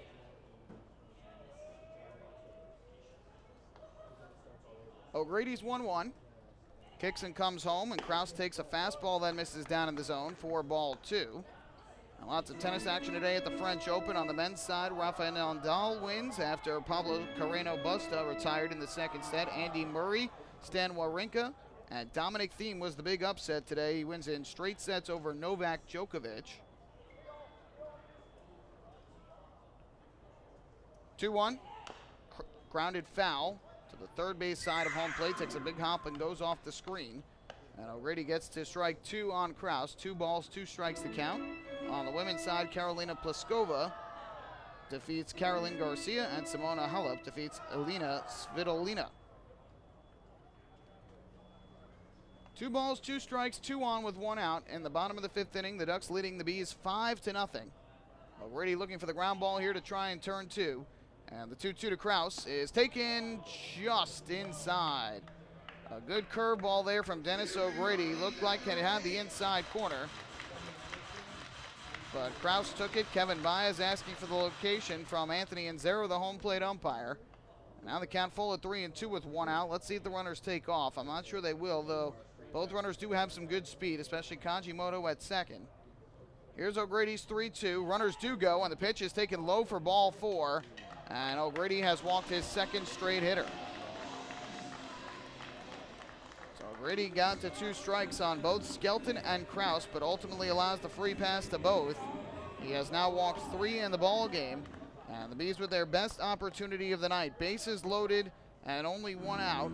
And up to the plate will step Jovan Rosa, but first, pitching coach Billy Horn is going to come out of the dugout to try and settle down his right-hander. O'Grady has thrown a total of 66 pitches on the night. 41 of them have been for strikes. Has looked very strong up to this point, but seems to have lost his control a little bit here in the 5th inning.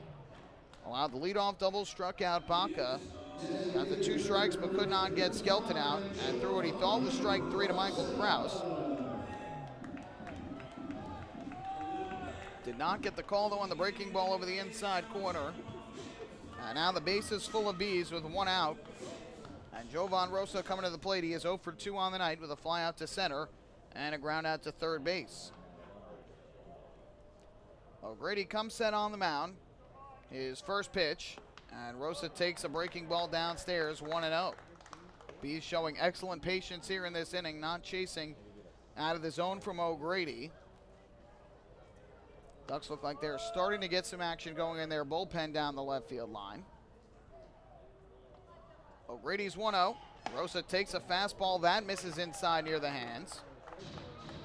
And Dennis O'Grady has lost the strike zone a bit. He's behind 2-0 here on Jovan Rosa. Again, needs a ground ball to try and turn 2. But now behind 2-0, has to be careful against a very good hitter in Jovan Rosa. Right-hander fires. Rosa takes a fastball high and inside. Now he's behind 3-0. And And another out of the zone would force home the Bees' first run of the night. Again, this is a 7-inning game, so Kevin Baez hoping that O'Grady can get through this 5th inning, and then maybe you turn it over to the bullpen at that point to try and get the final 2 innings. But O'Grady has to get outs here. The 3-0. Rosa takes high, ball 4. That'll force in a run. 3 straight walks for Dennis O'Grady with 1 out here in the 5th inning. Scoring from third is Yusuke Kajimoto on the bases loaded walk to Rosa. And the Ducks lead is down to 4. It's a 5-1 game.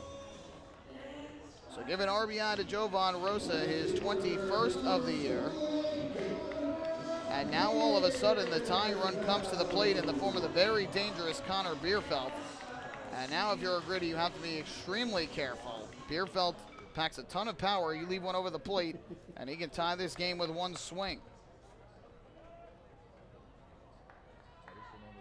So here is Bierfeld, who is 0 for 2 with a pair of strikeouts in this game.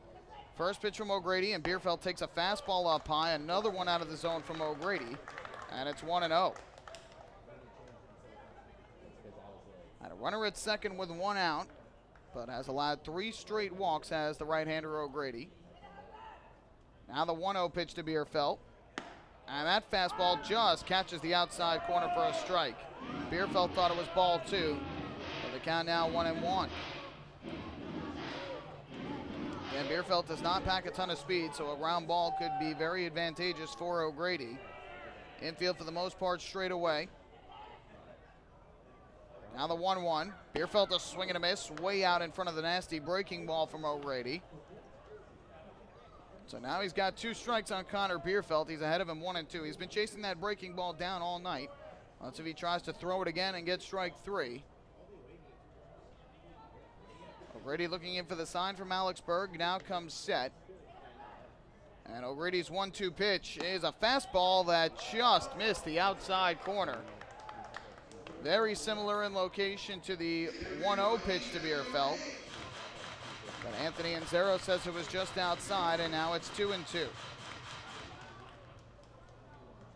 Runners lead at every base for the Bees, and it'll be a 2-2 from O'Grady to Bierfeld.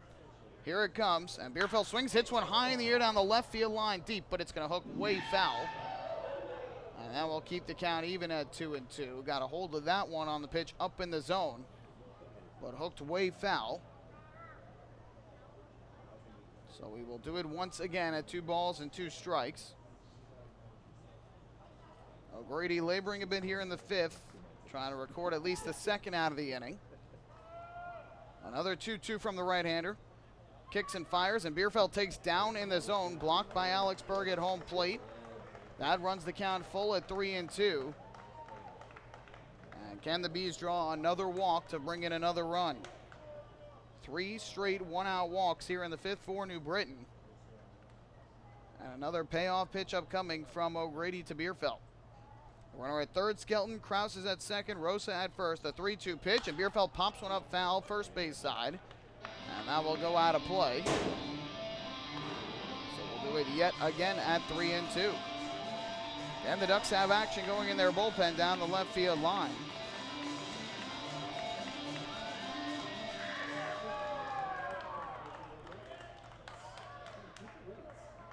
O'Grady staring into the plate. Now he is ready to go. The 3-2 again to Bierfeld is on the outside corner, strike 3 called. Frozen with a hard slider. There is the 2nd out of the inning. Bierfeld with a hat trick in this game. Strikeout number 6 for O'Grady. And with 2 away, that is going to leave it up to another power hitter in John Griffin. Good pitch there from O'Grady. He absolutely froze Connor Bierfeld on a hard slider right over the outside corner of the plate. So 2 away. And here is Griffin, who has hit the ball hard twice, but both have resulted in flyouts to the corner outfielders.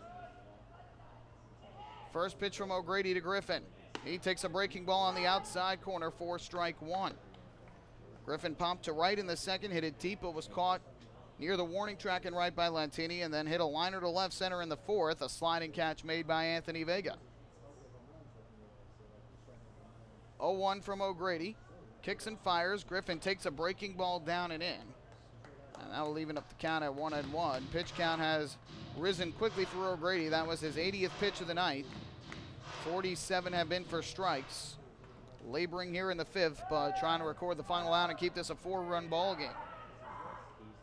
The 1-1. O'Grady fires. Griffin swings and misses, chasing down and away. Another good slider from O'Grady. Now he is a strike 3 away from getting out of the fifth without any further damage done. A double and 3 walks in the inning for the Bees. But O'Grady trying to leave the bases loaded. New Britain has left 4 on to this point.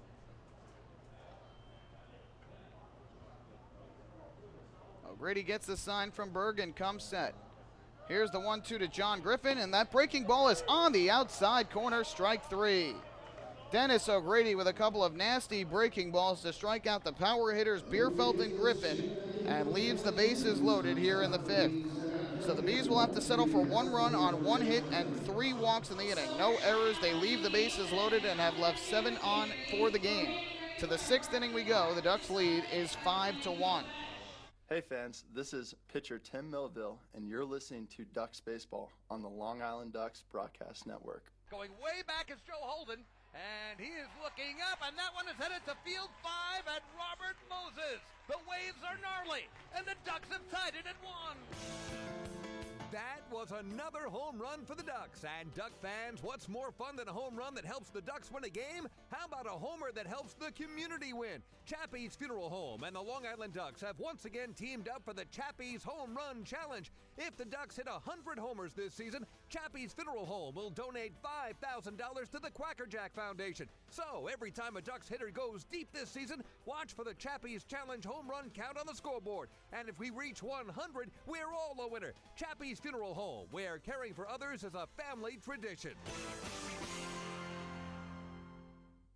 Can't get enough of the Long Island Ducks? Well, now you can get even more inside info on your favorite hometown team through Facebook and Twitter. The Ducks are constantly updating fans through social media with scores, transactions, ballpark promotions, and much more. You can even win great prizes. All you'll need to do is make a free account on Facebook and Twitter, and then visit us at facebook.com/LIDucks and twitter.com/LIDucks. Think you're Long Island's biggest Ducks fan? Get connected now.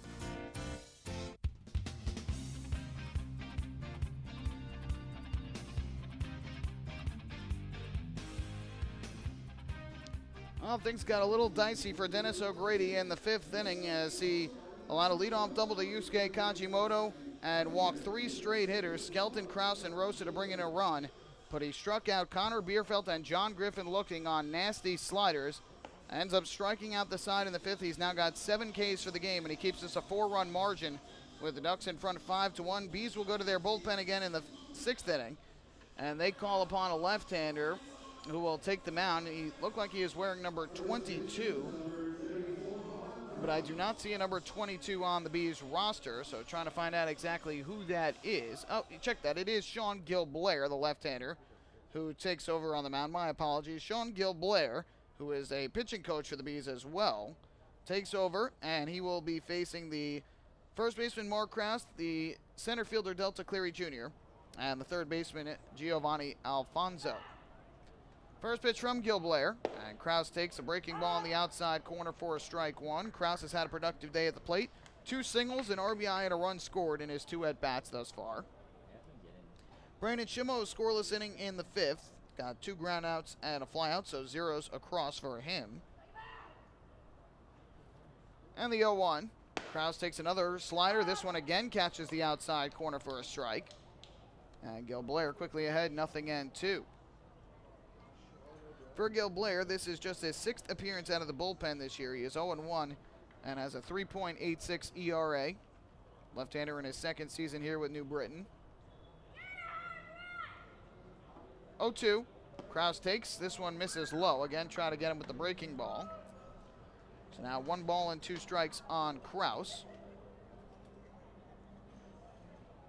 Krause comes into this series after going 2 for 9 against Bridgeport with a double and RBI, a run scored as well. Also walked twice. And here takes another slider down and away. Would not bite. That'll leave up the count at 2-2. Ducks scored in each of the first 3 innings, but have been kept off the scoreboard over the past 2, drawing just a walk.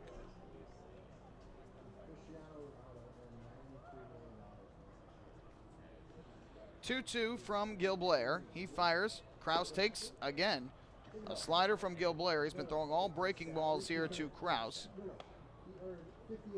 And that will run the count full at 3-2. As we mentioned with Skelton, Kraus also a very good eye. They are 1-2, Skelton and Kraus, in the Atlantic League in terms of drawing walks.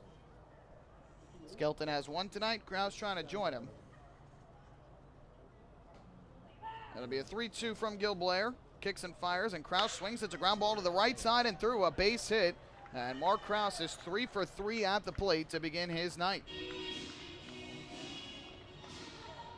So a clean single through the right side for Mark Kraus. He's got 2 hits up the middle, 1 to right. And he is on at first base with nobody out to begin the 6th. That is going to bring up the switch hitting center fielder Delta Cleary Jr. to the plate. For Mark Kraus, that is the second time this year he has collected 3 hits in a ball game. First pitch on the way to Delta Cleary Jr. And he takes a fastball inside, 1-0. Cleary Jr. tonight is 0 for 1. He laid down a sac bunt back in the second inning after the back-to-back singles from Berg and Kraus. It paid off when Alfonso delivered the 2-run single up the middle. And then Cleary Jr. grounded into an inning-ending double play in the third. 1-0. Fastball on the outside corner, knee-high for a strike. That'll even things up at 1-1. Cleary Jr. was 4 of 13 in the series in Bridgeport with 2 RBIs and 2 runs scored. He's now 4 for 27 this year against New Britain. 1-1. Cleary Jr. a foul ball down the right field line that's well out of play. And the count goes to 1-2 against the Ducks center fielder. Gil Blair in his 5 games coming into tonight, 4 2/3 innings, 5 hits, 2 runs, all earned, 2 walks, and 4 strikeouts.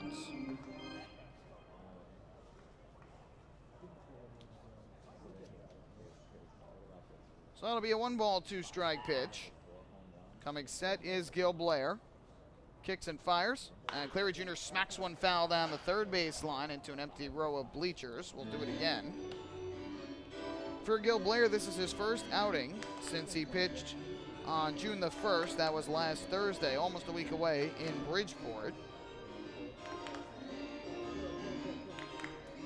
First year as a player coach after just being a relief pitcher last year. Kraus leads at first with nobody out. Here comes a 1-2 once again. And Cleary Jr. fly ball down the right field line, slicing well, fouling out of play.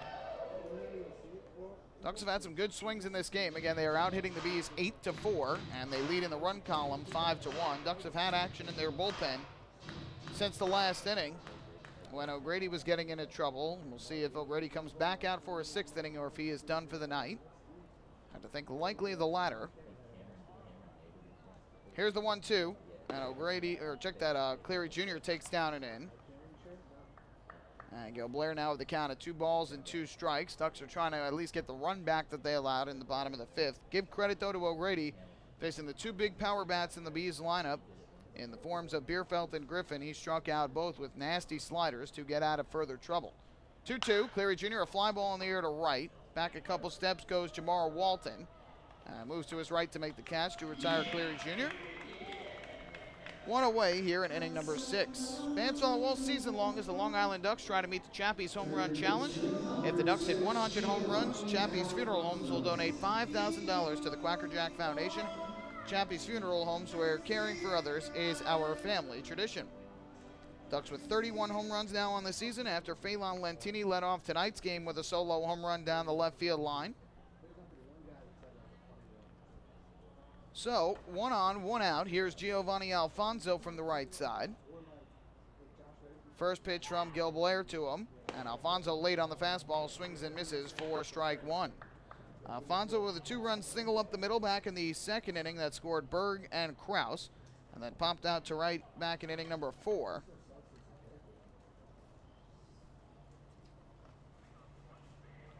Getting the sign is Gil Blair. Kraus continues to lead from first. The 0-1. And Alfonso a line drive to the right side into right field. There's a base hit. Kraus will turn second and head to third. Ball picked up by Walton. He'll fire it back in. Giovanni Alfonso with his 2nd hit of the game as he serves one in between first and second. The Ducks now with runners at the corners and only 1 out in the 6th inning.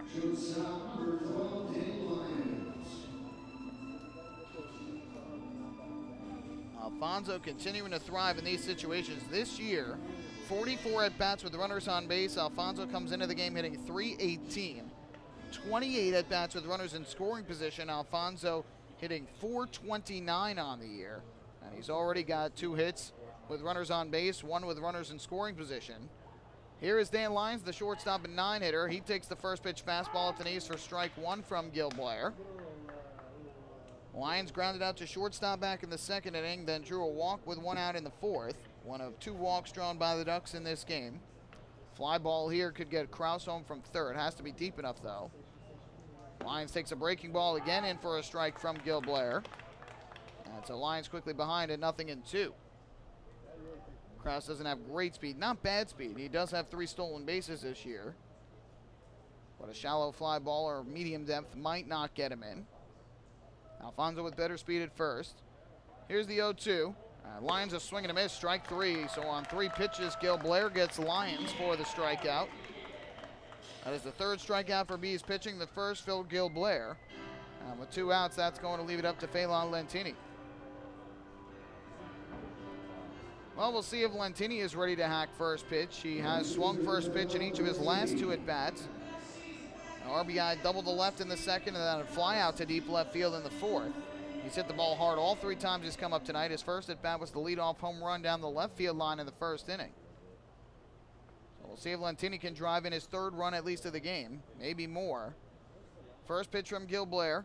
And Lentini does swing and crushes one in the air deep down the left field line again, heading back towards the pole, and this is a foul ball. Boy, Lentini is really seeing the ball well tonight. He almost just hit his 2nd home run of the night. It would have been a 3-run blast, but had too much hook on it and went to the left of the foul pole for strike 1. And he is just ready to hit first pitch, and he is putting great swings on the baseball in this game. The count 0-1 on him. He steps back up to the plate as Gil Blair looks in for the sign. Now comes set. Here's the 0-1, and Lentini takes a fastball high and away. That'll even things up at 1-1. Ducks leading it by 4 here in the top of the 6th inning. Again, a 7-inning game to start off this doubleheader. Another 7-inning game to follow. From the stretch, here's the 1-1. Gil Blair's pitch. Lentini swings a ground ball through the right side. There's another hit for Lentini. Kraus will score. Alfonso will stop at second. Lentini with 3 hits and 3 RBIs on the night. And the Ducks get their 5-run advantage back at 6-1.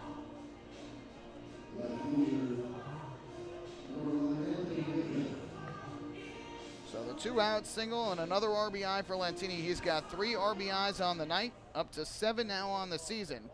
And Kraus scores his 2nd run of the night and 19th of the year. So now runners at first and second, 2 away. Here is the lefty swinging Anthony Vega. Gil Blair comes set his first pitch, and Vega will take a fastball on the inside corner for strike 1. Well, I guess that rest certainly paid off for Phelan Lentini. Again, he did play a little bit in Sunday's game after coming on for the injured Sanko. But Lentini with 3 hits, 3 RBIs tonight. His 2nd 3-hit game of the year, his first 3 RBI contest. And here Vega flies one in the air down the left field line, slicing foul and out of play. So Vega is now 0-2. And the Ducks now with 10 hits in the ball game to go along with their 6 runs. They lead it 6-1 and are out, hitting the Bees 10-4. With the exception of Sunday's game, the Ducks have now scored 6 runs in 3 of their past 4. Runners lead from first and second. Here's the 0-2 from Gil Blair to Vega. And the pitch on the way is taken on the outside corner, strike 3. Another incredibly late call by Anthony Inzero, and Anthony Vega can't believe it, just waves his hand at the umpire as he walks back to the third base dugout. Vega strikes out for the 3rd time tonight. However, the Ducks get the run back as they pick up a run on 3 hits in the inning. No errors and 2 runners left on base. After 5.5 innings of play, the Ducks lead it once again by 5 at 6-1. Hey fans, this is infielder Mark Kraus, and you're listening to Ducks Baseball on the Long Island Ducks Broadcast Network. Oh, I love it. The color of my new Nicolot patio is so vibrant. It's unlike anything I've ever seen. You're welcome. I'm just going to go finish that Nicolak walkway now. Make your pavers vivid Nicolak pavers. The best looking, most vibrant pavers with the most 3-color blends in the industry. Featuring Nicolak's exclusive paver shield and color blending technology. With color throughout and guaranteed not to fade. Live life in color with Nicolak. Visit Nicolak.com.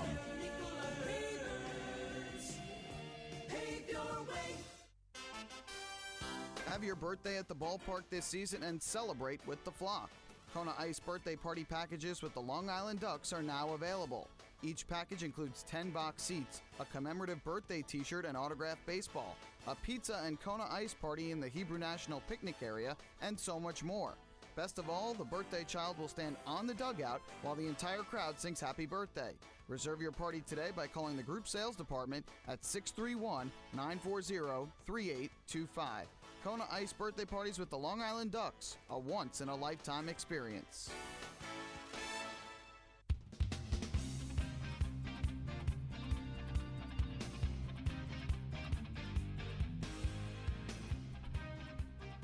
Bottom of the 6th inning coming up with the Ducks leading 6-1 over the Bees. Patrick Kreider has come on to take over for Dennis O'Grady. We'll get you the final line on O'Grady and the numbers this year on Kreider in a moment. The Ducks leading it by 5 over New Britain here in Game 1 of this single admission doubleheader. Well, attention baseball fans, this summer the Atlantic League will play its 20th All-Star Game. It'll be held at TD Bank Ballpark in Somerset on Wednesday, July the 12th. Join the Long Island Ducks All-Stars, enjoy a perfect summer night at the ballpark, and catch the league's brightest stars compete in a home run derby and the Midsummer Classic. There will be a Revolutionary War theme, giveaways, collectibles, your favorite ballpark food, and a post-game fireworks show that will light up the sky with all the fun brought to you by the Robert Wood Johnson Barnabas Health and Horizon Blue Cross Blue Shield of New Jersey. Get your tickets today at SomersetPatriots.com. So Patrick Kreider is on. He's going to face 2 lefties to begin and then a switch hitter. That is probably why Kreider brought into the game. Ducks leading by 5 in the first pitch to Jamar Walton is popped up foul third base side. Alfonso ranging over towards the stands. Bill will run out of room as it hits off the lower concourse. And the count 0-1 on Walton, who is 1 for 2 in this game with an infield single and a ground out to second. So Dennis O'Grady pitches well tonight, and really the only trouble he got into was the 5th when he lost control of what he had and lost control of the strike zone, but ultimately he was able to limit the damage. Here's the 0-1, and Walton takes upstairs on a fastball from Kreider, 1-1.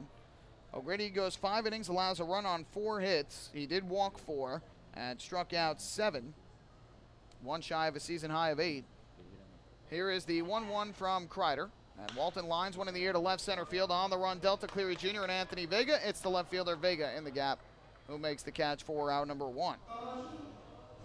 So Walton now 1 for 3. O'Grady threw 1 wild pitch as well in the game, but again, we can talk all day long about O'Grady's struggles with the strike zone in that 5th inning. You have to give him massive credit. With the bases loaded in a 4-run game, the tying run at the plate, and you've got the deadly hitter, Connor Bierfeld, who already has hit 3 home runs against the Ducks this year, struck him out looking on a nasty slider. First pitch here to Craig Maddox is fouled off the glove of Alex Berg. Actually might have knocked the mask off. Indeed it did. And the count 0-1. And then with John Griffin at the plate, who is a former Duck and who also has good power, struck him out looking on a nasty slider. And so give O'Grady credit where credit is due as the Floral Park native strikes out 2 of the best hitters in the Bees lineup to leave the bases loaded and keep the Ducks in front by 4. They get that run right back in the 6th, and they have their 5-run lead back as they now turn it over to the bullpen. The 0-1 from Kreider to Maddox, who is 0-2. And that pitch is taken on the outside corner for a strike. The count 0-2. Maddox a strikeout back in the 2nd inning swinging, and then bounced to first base in the 4th.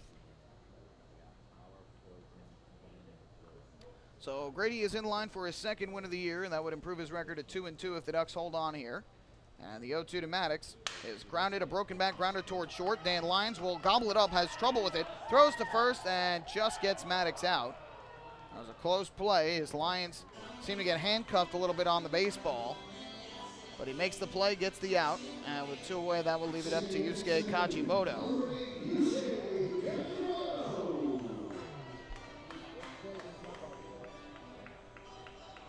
Well, we mentioned this before. The Bees have just 4 hits in this game, and of the 4, only 2 have gone to the outfield, and that coming off the bat of this man at the plate, Yusuke Kajimoto, who has turned around now to the right side after hitting left-handed in his first 2 at-bats of the night against Dennis O'Grady. First pitch on the way from Kreider. Kajimoto takes a fastball low and outside, 1-0. The numbers this year on Kreider have been impressive. 1.59 ERA in 19 games out of the bullpen, 0-2 record. He's allowed just 3 runs, all earned in 17 innings. And his 1-0 to Kajimoto is swung on and missed. A nasty breaking ball diving down and in to even the count at 1-1. Kreider's given up just 9 hits. He has walked 7 and 19 strikeouts this year in his 17 innings. Opponents hitting a minuscule 158 against him. Trying to retire the side in order in the 6th. The 1-1 to Kajimoto. And he takes a curveball on the outside corner. Wow, you could tell from up here the movement that pitch had. You can tell by our camera angle we are on the second deck behind home plate. And you can see that pitch started way outside and the ball just broke right back over the outside corner. Kreider's 1-2 on the way to Kajimoto. The pitch on the way is taken low and outside. That'll even things up at 2-2. Kajimoto singled through the right side in the 2nd inning, then doubled to the corner and right, leading off the 5th inning, and ended up scoring on the bases loaded walk to Jovan Rosa.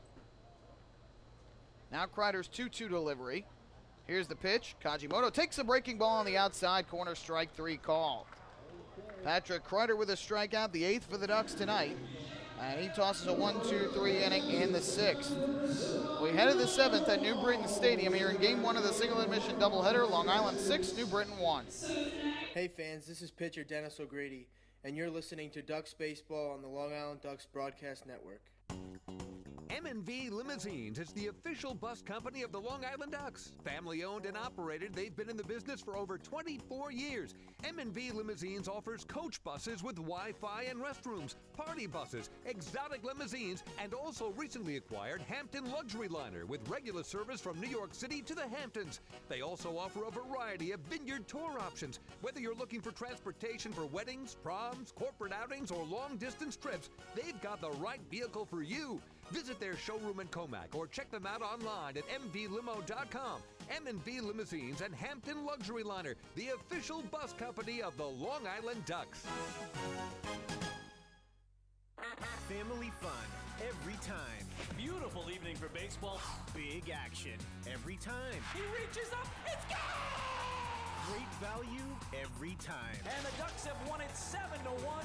The Ducks schedule is loaded with new promotions this season, and with an average ticket price of just $10 and free parking, there is no better value on Long Island. For game times and tickets, visit liducks.com.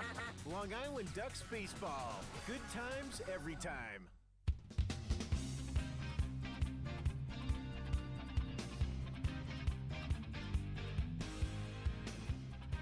Ducks fans, don't forget to stop by the Waddle Lynch shop on your next visit to Bethpage Ballpark, where exclusive hard-to-find Ducks memorabilia is now on sale. Proceeds benefit the Quacker Jack Foundation, the charitable arm of the Long Island Ducks. Michael Pollack here with you at New Britain Stadium. We go to the 7th inning of this 7-inning game scheduled for tonight. Game 1 of this single admission doubleheader. Game 2 will start about 30 minutes after this one is complete. Ducks will be looking to add to a 6-1 lead, and it will be their 3, 4, and 5 hitters come to the plate once again, Reyes, Ford, and Berg.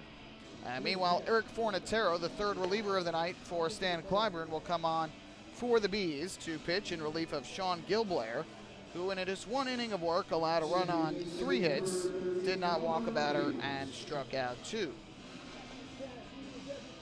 So the Ducks with 6 runs on 10 hits, the Bees with a run on 4 hits. Neither side has committed an error to this point. Here is Fornatero to the mound and Reyes to home plate. We'll see who comes on and pitches in the bottom half of this 7th inning. Again, it won't be a save situation. Fornatero works from the stretch, and his first pitch, Reyes takes a fastball at the knees for strike 1. Reyes is 0 for 3 in this game. He and Vega, the only 2 Ducks, along with Cleary Jr., so those 3 the only 3 that have yet to reach base in this game. Here's the 0-1. Fornatero deals, and Reyes takes a slider down and away. That'll even the count at 1-1. Let's see if the Ducks can rally. They're going to need to do so big time and send at least 7 men to the plate here to then get back to Lentini, who is a triple shy of the cycle tonight. The 1-1. And Reyes a swing and a line drive back up the middle. That's into center field. A base hit. Hit number 11 of the night for Long Island as Reyes is able to poke it past the shortstop Michael Baca. So Reyes now 1 for 4. He's on at first, and that'll bring up the DH Lou Ford. Numbers on the season for Eric Fornatero, who began as a starter and now back in relief. 0-2 record, a 7.57 ERA. 8 games, 6 of them starts. He has allowed 37 hits in 27 1/3 innings this year. First pitch here, and Ford takes down and in, ball 1. Fornatero, 23 runs given up in his 27 1/3 innings, 11 walks to 11 strikeouts. Second season here with New Britain. And the 1-0. Ford swings. It's a high drive in the air to left center field, but not deep. Left fielder Connor Bierfeld settling under it, and he makes the catch of the skyscraper for out number 1. Ford now 1 for 4 on the night. He had a single and a run back in the 3rd inning. 2 groundouts aside from that. 1 out, 1 on. And here is the catcher, Alex Berg.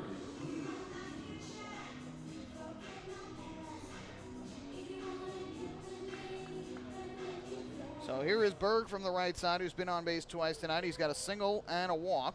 Has scored a run. Last time up, he's flied out to deep left center. That was back in the 5th inning. Reyes takes his lead at first. And the first pitch on the way from Fornatero. Berg takes a slider that catches the outside corner for strike 1. Looking ahead to the bottom half of this 7th inning, the Bees will be setting up 9, 1, and 2 in their order. Baca, Skelton, and Kraus are the 3 due up.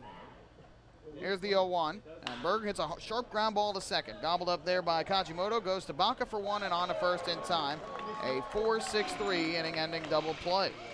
Second double play the Ducks have hit into in this game. So in the 7th inning against Fornatero, no runs for the Ducks, 1 hit. And because of the double play, nobody left on base. We go to the bottom of the 7th inning. Bees will try and close it, or Ducks will try and close this one out as they lead it by a count of 6-1. Hey fans, this is Jim Fuller, left-handed pitcher, and you're listening to Ducks Baseball on the Long Island Ducks Broadcast Network. Long Island's Ford Giant is celebrating its 60th year anniversary. Stop by Sayville Ford to check out their state-of-the-art showroom featuring enclosed service drives, luxurious customer lounge, and a larger selection to choose from. Get giant savings on hundreds of new and used vehicles in stock. Sayville Ford's 60th anniversary celebration is going on now. Visit SayvilleFord.com or download the Sayville Ford app today to learn more about Sayville Ford's 60th anniversary savings. Call 631-589-4800 today.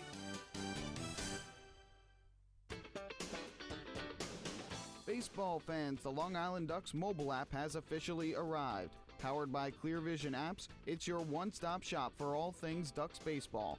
Buy tickets straight from your mobile device. Receive game status updates with push notifications. Check out up-to-the-minute news and scores and interact with the Ducks on social media.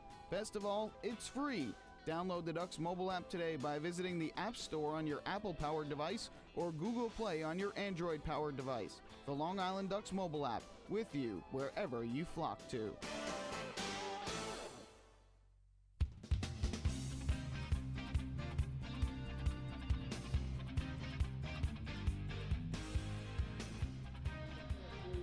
Bottom of the 7th coming up here in Game 1 of this single admission doubleheader. The Ducks with a 6-1 lead over the New Britain Bees. Kevin Baez has called upon right-hander Zach Treese to try and get the final 3 outs of this game and give the Ducks the victory to start off this 3-game in 2-day series. So Zach Treese comes on in relief of Patrick Kreider, who tossed a scoreless inning in the 6th. Retired the side 1-2-3 with a strikeout of Yusuke Kajimoto. And again, it will be 9, 1, and 2 in the order, 2 up for the Bees here in this 7th inning.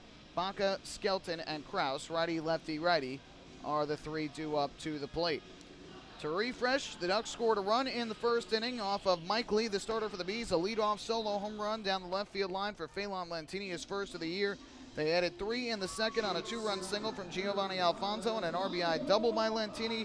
1 more in the 3rd on an RBI single by Mark Kraus.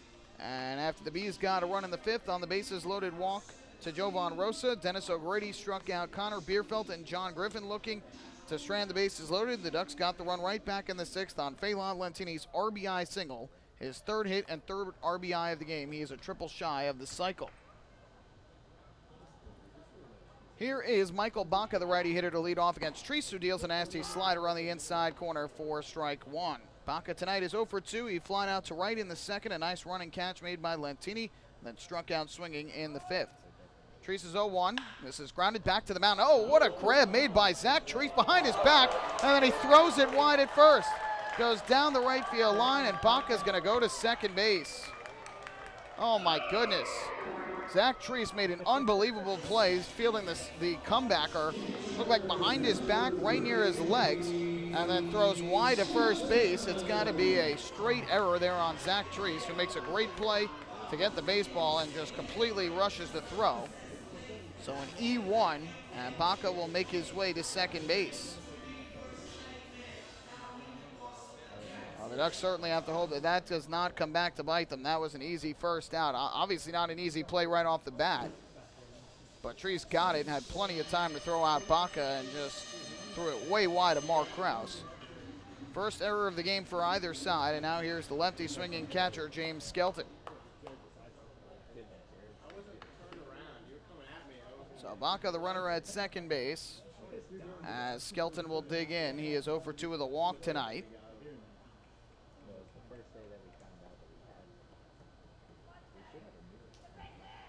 Treese comes set, and the first pitch to Skelton is on the outside corner for strike 1. Another slider there from Treese. For the right-hander, Zach Treese, this is his 21st appearance of the year that leads the Ducks. Comes in 3-1 with a 4.71 ERA. Is 0-1, and Skelton takes again on the outside corner a breaking ball for strike 2. 21 innings of work for Treese this year, 19 hits, 14 runs, 11 of them earned. He has walked 8 and struck out 21. So it'll be an 0-2 from the right-hander. He comes set, kicks and fires, and Skelton will take low and outside for ball 1.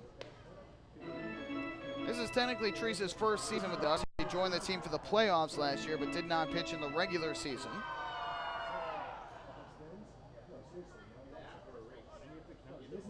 Looks in for the sign at home plate. Now has what he likes. And the 1-2 pitch to Skelton. Swing and a miss, strike 3. Went with the fastball this time, blew it by him over the inner half. First strikeout for Treese, the 9th for Ducks pitching tonight. And 1 away here in the 7th inning. Again, this is the 8th doubleheader of the year for the Ducks tonight. They are looking to win the first one like they did against New Britain. Back on Mother's Day, May the 14th, they took the opening game of that twin bill 3-1, but they are obviously going to hope for a better result in Game 2, which they lost 2-1 back on May the 14th. It'll be Tim Melville for the Ducks, Brian Dupre for the Bees in Game 2, both right-handers. Time called, nope. Michael Krause up to the plate in the first pitch. Swing and a miss, another nasty slider from Zach Treese. Diving down in the zone, and it's 0-1. Krause is 1 for 1 in this game. He reached on an infield single in the first, has walked twice since. Once in the 3rd, once in the 5th. Made it to second both times, but got stranded there. So it'll be an 0-1 pitch coming from Treese. Comes set on the mound, kicks and fires. Krause takes, and the breaking ball misses low. To even up the count at 1-1. Again, the Ducks have swept just one doubleheader this year. That was the day-night twin bill in New York back on May the 3rd, which completed a 4-game series sweep for Long Island. 1-1. Inside. This goes all the way back to the backstop. Karam's quickly back to Berg, who thought about throwing a third, but ends up holding on to it. And on what will be a wild pitch by Zach Treese down to third base goes Michael Baca. Karam so quickly off of the backstop back towards Berg. Thought he might have had a chance at Baca at third base, but Alfonso, who was playing deep at third base, was unable to get there in time, and I'm not sure if the throw would have beaten him anyway. So now runner at third base with 1 out and a 2-1 count on Krause. Infield back in this situation, obviously they don't care if that run scores, leading by 5. They just want outs. The 2-1 from Treese. He deals, and Kraus swings, pops one up in the air towards the right side of the infield. Mark Kraus, the first baseman, making the call. And he is going to make the catch for out number 2. Staying put at third base is Michael Baca. And now the Bees down to their final out here in game 1. Well, after the final out of this game, we'll have a abbreviated post-game show for you where we will recap this game, hand out the Player of the Game award, and go through the out-of-town scoreboard. And then we will have game 2 for you coming up about 30 minutes after the final out of this one. That will still be here on the Long Island Ducks Broadcast Network, but under a separate feed. So once that starts, we'll get that to you. First pitch to Rosa is a slider low and outside for ball 1. Rosa in this game 0 for 2. Did draw a walk, though, and brought in a run in the 5th with that bases-loaded free pass. His 21st RBI of the year. And that's been the lone run of the night for the Bees. 1-0 from Treese. And that slider misses outside. 2 balls and no strikes on Rosa. The Ducks leading 6-1 over New Britain, out hitting them 11-4 in this game. And trying to wrap up game 1 of this twin bill. Treese comes set. And the 2-0. Rosa takes a breaking ball. That's at the belt for a strike. Another good slider from the right-hander, 2-1. Michael Baca, the runner at third base, led off the inning, reaching on the error by Treese on the wild throw to first base. And got to third base on a wild pitch. Here is the 2-1. Rosa swing and a miss at a breaking ball down and away for strike 2, and now Treese and out away from the scoreless inning here in the 7th.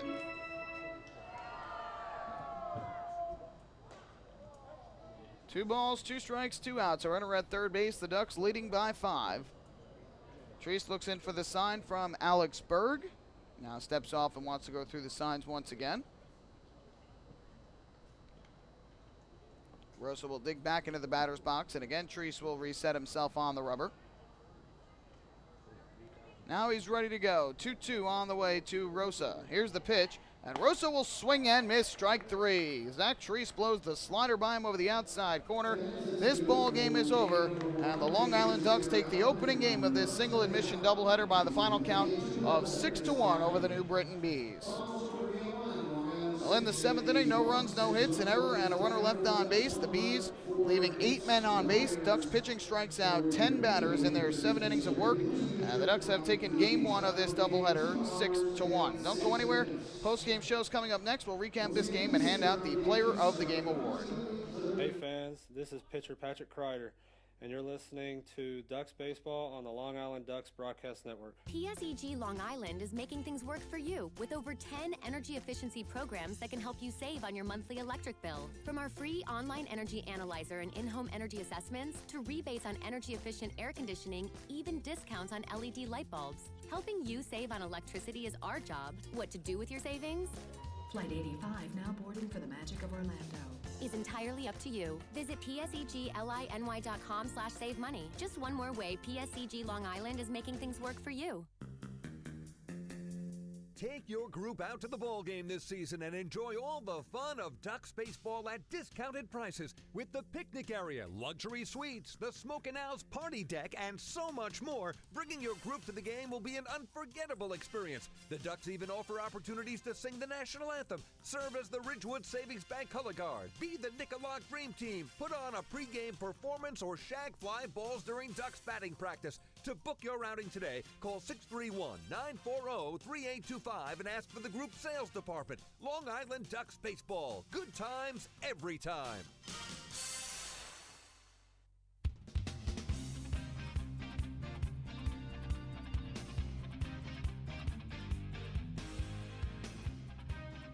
Final from game 1 here at New Britain Stadium. The Ducks defeat the Bees by a final count of 6-1.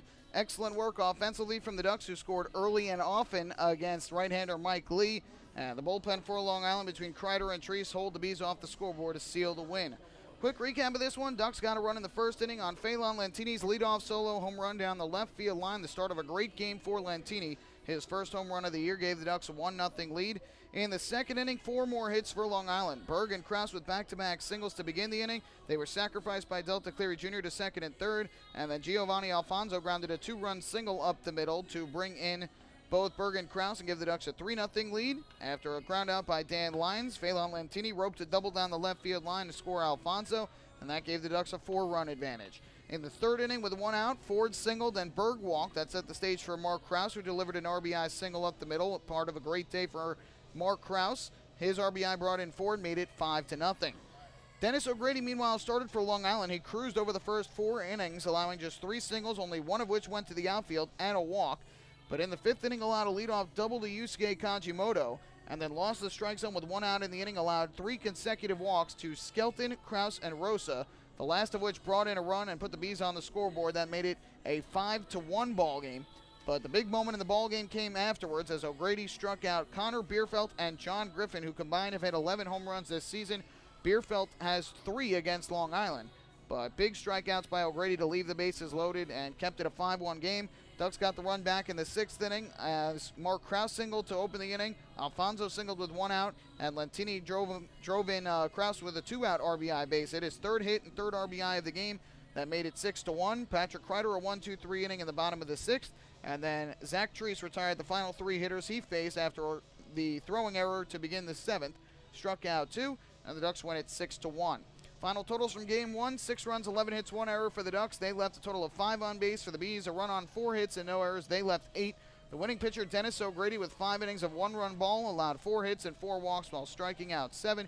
He improves to 2-2. Mike Lee, the loser, falls to 0-4. He allowed 5 runs on 7 hits and 2 walks with, 2 strikeouts in 4 innings. No save in the game that took 2 hours and 6 minutes. The attendance for the doubleheader today, 2,426. Again, a single admission, so that will be the same attendance for this entire twin bill.